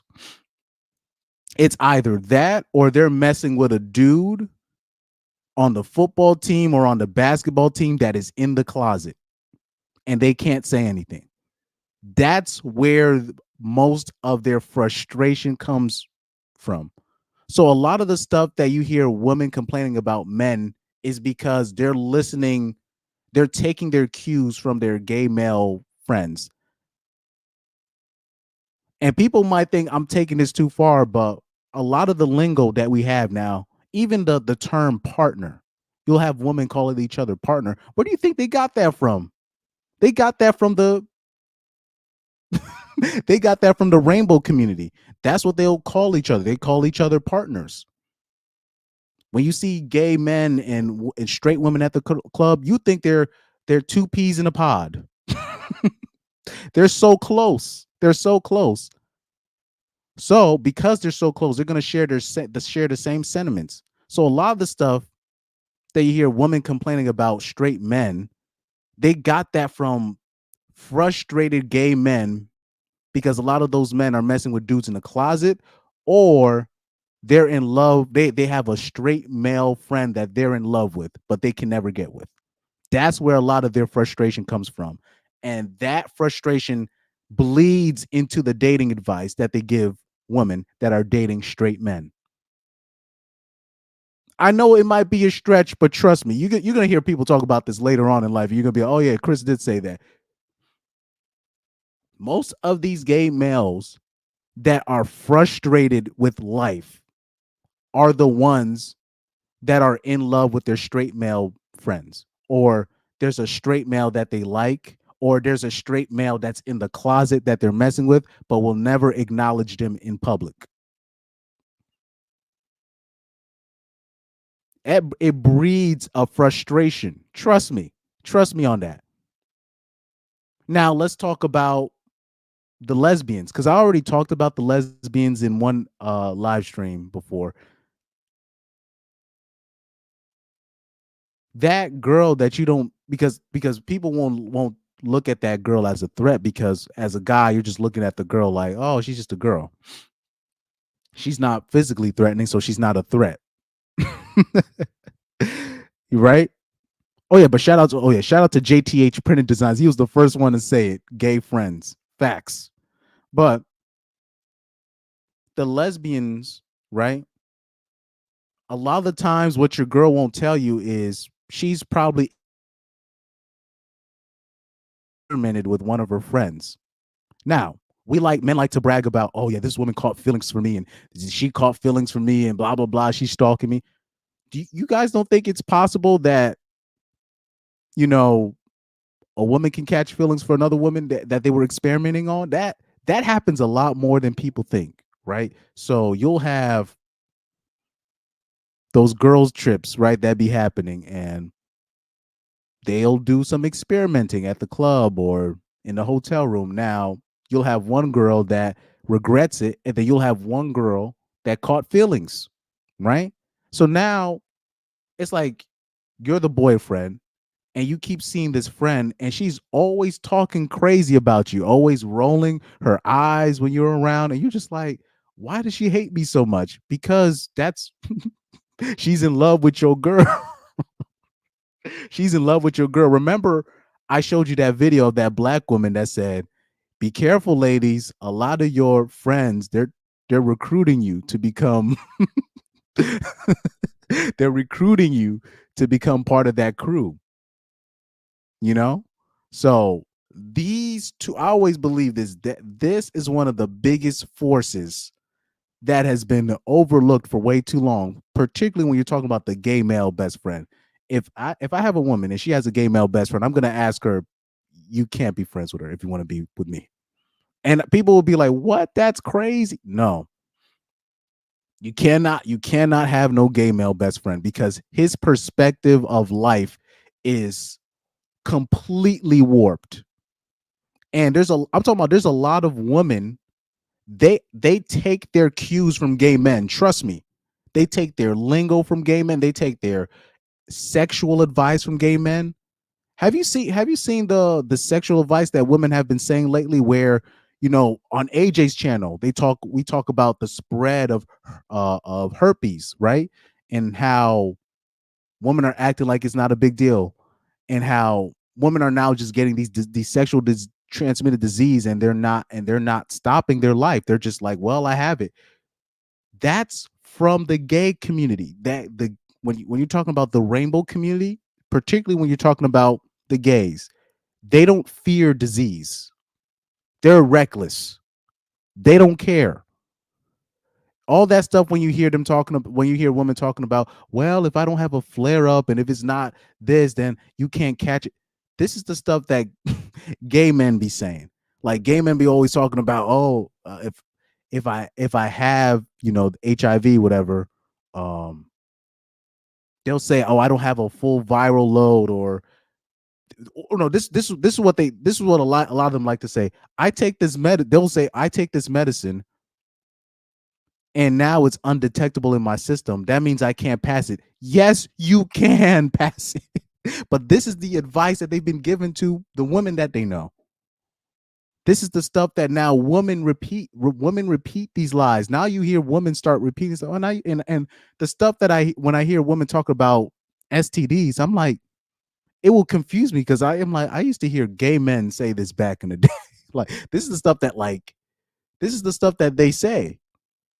Oh, if it's undetectable, I can't pass it. If I'm not flaring up, if I have herpes and I'm not flaring up, then I can't pass it. These are the stuff that gay men say. Everything that you hear, especially from women nowadays, these are things that gay men say. Fashion, gay men. What they wear, gay men. These group of people, because we're just thinking, oh, we don't got to worry about these fruit cakes. They're fruit cakes. Meanwhile, they're doing the most damage. Probably they're one of the biggest forces of damage, that they're doing to these girls out here. Somebody said has a tongue ring. Oh, I'll say this though. I know 2 girls, they do have tongue rings, and I know they're 304s, but they're chill as hell, meaning they will actually set you up with girls that are prettier than them. I had to give them their respect. But yes, you are right. The tongue ring, I say if a man or a woman that has a tongue ring is a red flag. Oh, man. Oh, shout out to Lorette in the comment section. Because, yeah, we were just talking about that when we were talking about the community, the fruity community, but particularly gay men. Or now you have like the men that say that they're women. They call themselves transformer women. Now they're talking about they're competing with the girls with the straight men. They're saying that we're sleeping with the same men. And the joke I told Lorette in the chat, I was like, wow, so even transformers are hypergamous now. Oh man. But a lot of the frustration with straight men that gay men project onto women or other people is because a lot of gay men, particularly young gay men, they will have crushes on straight men, but they can't be with them. Or they'll be with a dude that's in a closet, but they can't expose him. So they won't. And they won't expose him, but it creates a bitterness with them. You know what I mean? It creates it creates a bitterness. Lorette Hamilton also says, watching YouTube lesbianis divester short, and for their wedding, why was the butch wearing a gown with a veil? The crazy is coming. I've seen stuff like that too. I've seen stuff like that too. But that's where a lot of gay men's frustration comes from, and they project that onto our women. Yeah, yes, I'm gonna say our women, meaning those are the women that's really supposed to belong to us. But now, the people with the most influence are the rainbow community, and they project their debauchery onto the women. He said, and the straight male bestie knows their amigo is gay. Facts. Yep. But because this is what happens with situations like that. That's why I made it like when it came to openly gay men, I made it my business to not be friends with them. Especially when I was in high school, like I would be like, nope. Like, or I would see a dude and I'd be like, nah, this guy's in the closet. Or he'll show signs of being in the closet and I would distance myself from that. Right. And the reason why I do that is because it will be straight dudes some of them would be jocks, some of them would be popular, and they would be like, oh, yeah, he's gay, but he's cool to me. He doesn't do nothing to me. But they don't understand them being nice to that gay man. He's gonna develop an affinity for that straight man, and he's gonna end up crushing on on him. So I didn't even want to be put in that position. So I was like, nope. So that's what ends up happening because the gay friend will, they'll feel like an outcast, and they'll be a straight dude that will be like, hey, it's all good. He's harmless. But if that gay man doesn't know his boundaries, he's gonna crush on the straight man that welcomes him in hopes that he can, experiment with him. That's what happened to what's his name, Michael Sam, right? The former gay NFL player. Let me see. He said, Rocky said, not sure what I was listening to, but I heard this last week, and I was like, yeah, it's that community. People want to just talk about just feminism and all this stuff. A lot of the stuff that you hear from women, it's really just projected frustration from gay men. Because a lot of those people mess with dudes in the closet. And a lot of those dudes, when they were in high school, they would have crushes on dudes that were out of their league. Same thing with the woman, right? Where they have crushes with chads out of their leagues. Now the difference is the woman has a better chance to be with the chad than the than the gay dude. Let me see. South Holland said we had one switch hitter on our football team, and after we graduated, he said he only played because he liked when we tackled him. I was like, what? Yeah, exactly. You can't give them I know I sound messed up right now, but you can't give him leeway. Like say if I had a gay person that I knew and he came out the closet, right? I'll be like, look, I still got love for you as a human being, but you can't babysit my kids. Yo. Or I'll just be like, yo, you can't come to my parents' house. No, just no disrespect, but it's just the optics, And no, we can't go out to the movie together. I don't know you like that. Those are reserved for the youngins under me, the young straight youngins under me, right? And then I show them the way. I can't have you up under me. No, I can't do that. I can't do that. Yep. Shout out to Rocky. He says, look at their style nowadays. They took it from drag queens. A lot of the stuff that women do to their face, they don't understand. A lot of these techniques, these quote unquote beauty techniques, they took it from drag queens. Shout out to you with the truth on that. Lorette says, straight female with a gay bestie. When a boyfriend says, get rid of gay bestie, your straight girlfriend will be like, why not? Yeah, that's like, I'm saying this too. Like, look, I can't control who you talk to at work, but I will say this. I definitely will say that. I've seen, when it comes to male friends, it is what it is. You should know better as a woman, but I would definitely tell, if I have a woman, I'll be like, no gay friends. I'm talking about male or female, no gay friends. But Chris, what? No gay friends. They live a different type of lifestyle. I don't want that. I don't know. That's gonna mess with my program. No gay friends. That's it. That's gonna be one of those lines. I will not let you cross that. No gay friends. No, sorry.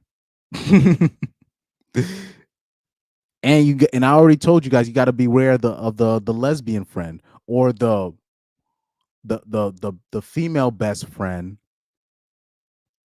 that's always talking crazy about you, because then it'll come to find out that your girl and that female friend, they experimented, and that girl caught feelings for your girl.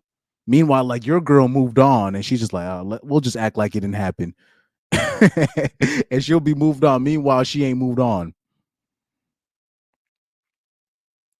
But then you'd have to ask your girl, why do you still have her around if she clearly has feelings for you? But women like to do stupid stuff like that.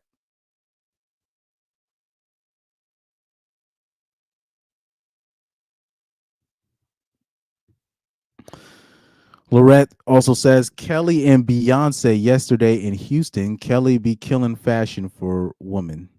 So I was confused seeing her in a big 3-piece male suit with a tie. Oh yeah, this happened. Remember the BET Awards?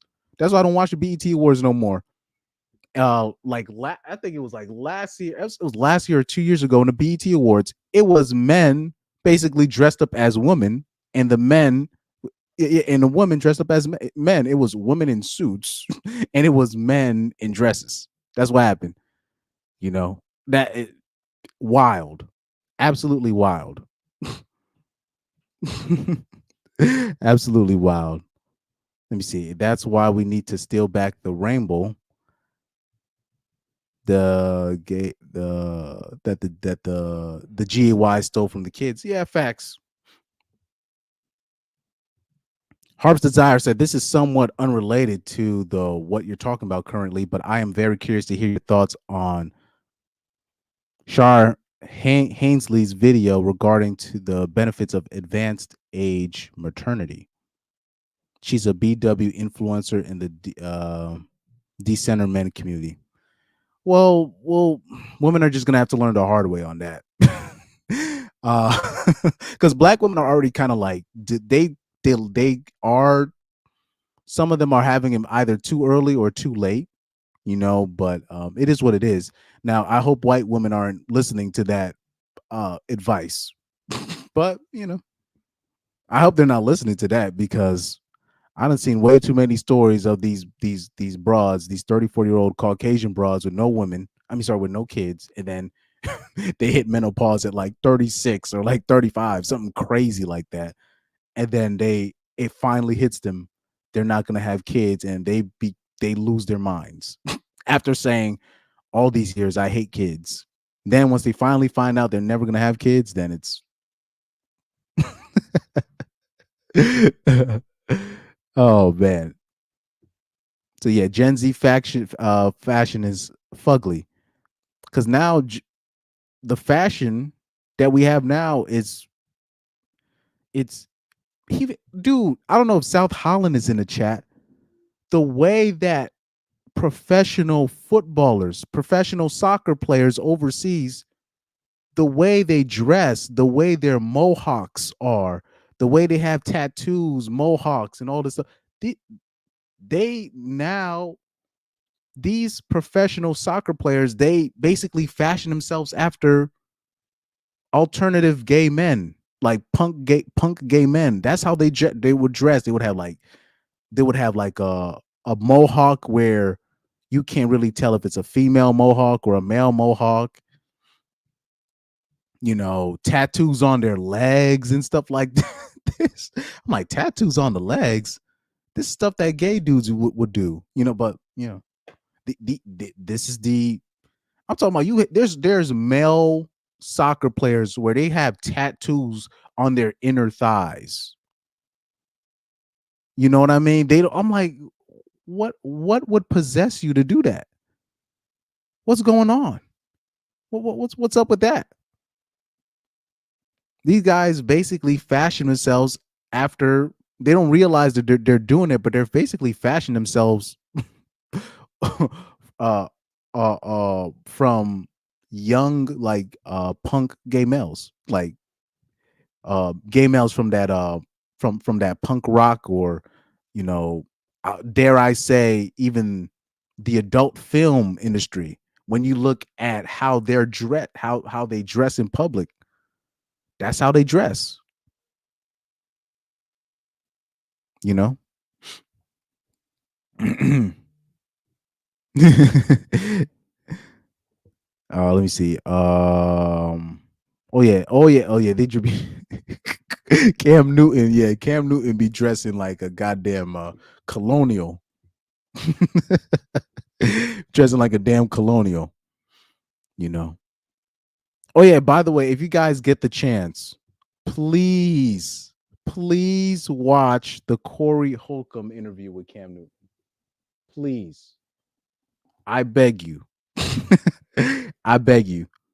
It's it's two. I created Funky.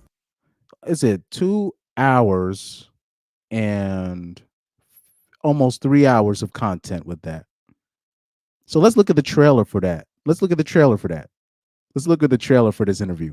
Friday to have people live in their truth. But you have to be responsible for having me on your show, because having me on your show comes with controversy. Where even though I am a stand-up comedian primarily, I'm also a preacher. I do things to... Oh, hold on for a second. Let me exit out of this stuff. Let me exit out of the overlay. Let's take this guy off. I urge you guys, please watch the Cam Newton interview with Corey Holcomb. I'm going to show you the trailer for it. Let me show you the trailer for it. Give people the light without the Bible in my hand, because I didn't read the Bible all the way through, but I did listen to it on audio. But I'm a call cap on something real quick. You buy Gucci? No, Gucci got an outlet store. I'm not paying top dollar for it. I just don't Fair use, by the way, fair use. believe Stephen A. Smith is going to say nothing in reality. He has to say what will make his boss happy. Who has more influence, T.I. or Kim Kardashian? T.I. was a platinum rapper. This bitch bust down for the game. That's all she did. When you look at the BBL epidemic, Because I know that's mental illness, to let somebody crack your ass open, put some Air Jordan shit up in there, and sew it back up. is there ever a situation where a female leads? Never. How the female gonna lead? That's a form of sexism. Oh, I don't know nothing about that. Do you see how that comes off as... No. Kim, you said you got a kid? Yes, sir. You don't make broken homes. Women make broken homes. Ain't no such thing as a man creating a broken home. Will Smith and Jada, they've been open about they have an open relationship. Or Will like guys. Huh? You can't just say that because that's slant. You're talking to a person. I've paid for it. We don't play like that. Sean Diddy Combs, Hugh Hefner. What's the difference here? One black, one white. They're not gonna let you leave with the money. The people who are really in charge of the music industry killed our best artists. Michael Jackson was murdered. Prince was murdered. Whitney Houston was murdered. This is what I believe. I don't care how in awe I am of you right now. You are not gonna tell me you up here for one person. You're trying to... Fair use, by the way, fair use. Oh, let me put the speed on that one. Let me put the speed on that one. Right here. deflect back to me. No, I would never do you like that. You saying it ain't no other woman but the one woman? Yes. When somebody say Dr. Bryant, it irks me. Where's she a doctor at? Because I've done the research. And it was what? I don't see doctor nowhere. Question. So yeah, but shout out to Corey Holcomb, man. Corey Holcomb, man, he's one of the few. He's one of the last of the truth tellers out here. One of the literally one of the last of the truth tellers, man. So man, shout out to that. Shout out to my guy, man. Oh yeah, the painting of the nails. Another thing. Dudes is painting their nails now. Yeah, the soccer players though, they be wilding. Even I'm talking about some of my favorite ones. They be wilding on the fashion side of things. Listen to it on audio. Hey yo, but I'll say this: the Bible's an interesting book, man. The Torah, the Quran, but yeah, the Bible. That's something I'm familiar with. It's an interesting book, man. Interesting book. Interesting warnings, interesting stories. But you don't got people talking like Corey Holcomb no more. That's you see how what he was asking, like, so does the man lead or the woman lead? He's like, where a woman gonna lead? Right? That's He's from that old school. You know what I mean? He's one of the last of the old school. You know what I mean? You see how he just says it with no hesitation. Look you right in your eyes and say what he feel. You know, one of the last of the Mohegans. But yeah, but I think I went through all the red flags, but that's the biggest red flag of them all, in my opinion. That gay best friend thing, that's massive, massive, massive red flag. You know. But yeah, when it comes to everything else, she smokes weed, went to college, tattoos, all that. Mommy issues. We went through all of that. If she's friendly, and then somebody did say therapist. That definitely can go under mentions. If she does have a therapist, your relationship is over. Like, meaning you date a girl. Because here's the thing. Because when you're dating a girl, you're not just dating her. You're dating her friends. You're dating her therapist. You're dating her mom. You're dating her auntie, her bald-headed auntie. You're dating her. You're basically dating her gay male best friend. You're dating her. You're dating all these, because all these people are going to be in her ear. All these people are going to be in her ear. So you have to make sure you're dating somebody with not that kind of influence. Oh, that's weird. I feel some paper here. Anyway. But yeah, I think that's all for today. Let me just check on my Instagram to see if I got anything else. Let me see if I have anything else that I got to show. Nah. Because the rest is just, the rest is going to be dropped. The rest is going to be dropped. Oh, shoot. I'm so happy you can't see my saved. I have this girl saved in my post that I ended up DMing, and she's gonna meet with me. I invited her to a sesh, and I enticed her with music and drugs because that's what she likes. Chris, you a liar and you're a manipulator. Hey man. Hey man. Hey man. It is what it is. Hey man. Be mad at me all you want. Be mad at me all you want. It's a crooked game. Plus she's single. So I don't know why people are gonna be mad at me at that. Let me put it to me now. Oh Lord, I can't switch it. Let me remove the overlay. Here we go.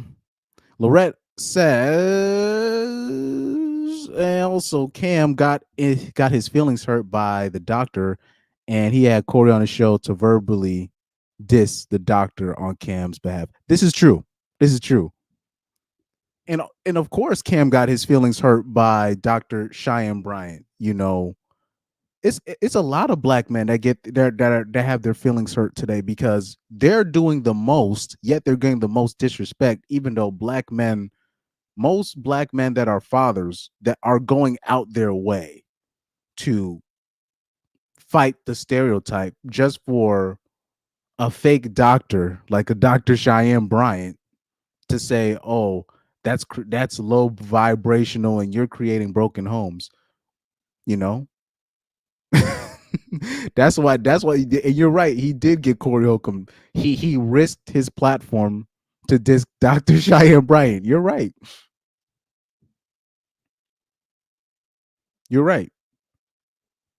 But of course, this is why I say with men, you can't fall for that narrative. This is why guys like Corey Holcomb are important, because because here's the thing: if Cam Newton checked Dr. Bryant for the disrespect, then Cam Newton's a misogynist and all this stuff. So Cam Newton is put in a lose-lose situation. This is why a lot of black women are very a lot of black women are very tone deaf to that fact.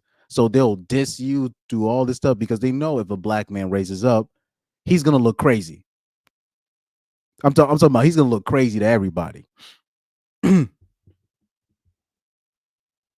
me see. Truth Hunter said, "Did you see the doctor is a fraud, Lorette?" Oh yeah, I'm pretty sure Lorette knows that Dr. Cheyenne Bryant is a fraud. Like, yeah, but that is true. Cam is smart. Cam is a lot smarter than people give him credit for. Cam brought Corey Holcomb on the platform because he liked what he said about Dr. Cheyenne Bryant. He won't admit that. But Corey Holcomb is the only person brave enough to call out Dr. Cheyenne Bryant for being a charlatan. Yeah, exactly. Yeah, like Lorette knows she's a fraud. Like she's a fraud. Like we know that. But he's saying specifically, Cam Newton can't say she's a fraud. Because if Cam Newton says he's a fraud, he's gonna lose. Like they're gonna call Cam a misogynist. They're gonna be like, "You're a big 6'6" man, and you're calling this little old woman a fraud." Now, you bring a guy like Corey Holcomb, who already has a track record for speaking his mind. And what's the interesting part is, most of the women didn't even have a problem with what he said about Dr. Cheyenne Bryant. They were mostly mad at Corey Holcomb for what he said about monogamy.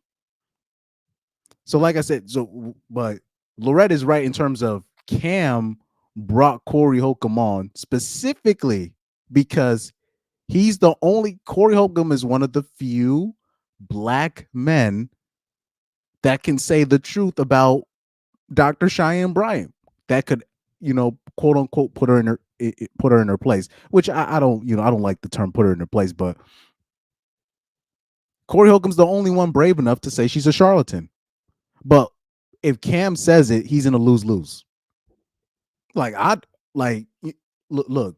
the people that can afford to say the truth, it's different. Like, comedians are like the few people that can afford to say the truth. Because if Cam Newton says she's a fraud, they're gonna say Cam is hurt. They're gonna say Cam is bitter. They're gonna say he's this and he's that and he's a deadbeat and all that. But if it's coming from Corey Holcomb, a guy who has a consistent track record, that's why I was so happy that Cam brought him on. And I was like, yeah, they finna go in on Dr. Cheyenne Bryant. I was looking forward to that. Let me see. What are your thoughts on Shaq mentorship for Angel Reese and her choice of fashion? Oh, I already said I said that earlier in the show. At the end of the day, you gotta dress how you want to be addressed.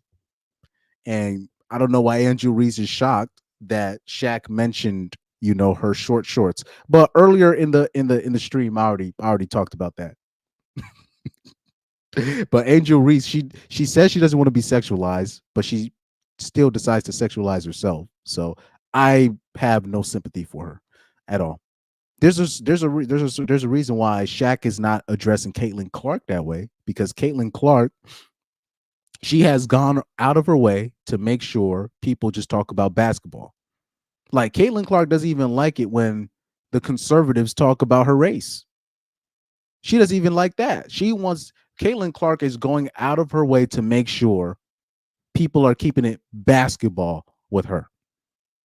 And Shaq even talked about that. I probably will do a video on that. Shaq talked about that. So yeah. I'll do a video on that. I'll do a video on that later. Oh yeah, it was so funny though with the situation with Caitlin Clark and Angel Reese. If you said that Caitlin Clark was better than Angel Reese, you had black women saying, "Oh, you're not being for us. You like white women too much." We're like, bruh. But Angel Reese, she's going the route that she's deciding to go. It is what it is. So whatever comes to her after that, it comes to her. But anyway, that's all I have to say about today. And shout out, please, guys, if you guys have the chance, please watch the Corey Holcomb interview with Cam Newton. Very powerful interview. there's gonna be some race stuff in there, and I'm not saying you have to agree with that stuff, but please watch it. It's great. It's great stuff. Like there's not a whole lot of people that's gonna be speaking their mind. It's not a whole lot of people that you could look up that you could speak their mind. But man, yeah, shout out to everybody that tuned in today. That will be all for today. I did not plan to do 4 hours. I wanted to do 3, but I was like, F it. But man, thank you guys for tuning in, man. I will say this: if you do leave with something, do leave with this. Please, if you do have a girl, you're probably gonna have to. I'm not saying you have to lay down the law, but if she has a gay male best friend or a gay female friend, you might have to go to her and be like, look, that has to die. He said, Rocky said, I would have been like, yes, I do like white women, and I'm starting to like them more than black women now. Do something about it. Well, like Rocky, you say that now, but if you're a young man, right? Because if you're an older man, right? If you're in your 30s and you're in your 40s, you find yourself, you know what you like, and you're basically unapologetic about it. You basically got your stuff in line if you do the work. But if you're in your 20s, like guys in their 20s, they're just like, they're praying for a crumb of punani. So they're gonna say whatever and whatever. They'll say whatever to get what they want from the women that they like, But I'm the same way though, because I'm the same person that would be like, I don't understand why black dudes are afraid to say, hey, I like light-skinned women. Like, it's okay to like what you like. Because I always point out to other black dudes, I'm like, you do know, like, there's plenty of black women, the black women that are mad at black men dating other races, those are the same black women that they will say openly they like white women. So I don't know why you're scared to say that.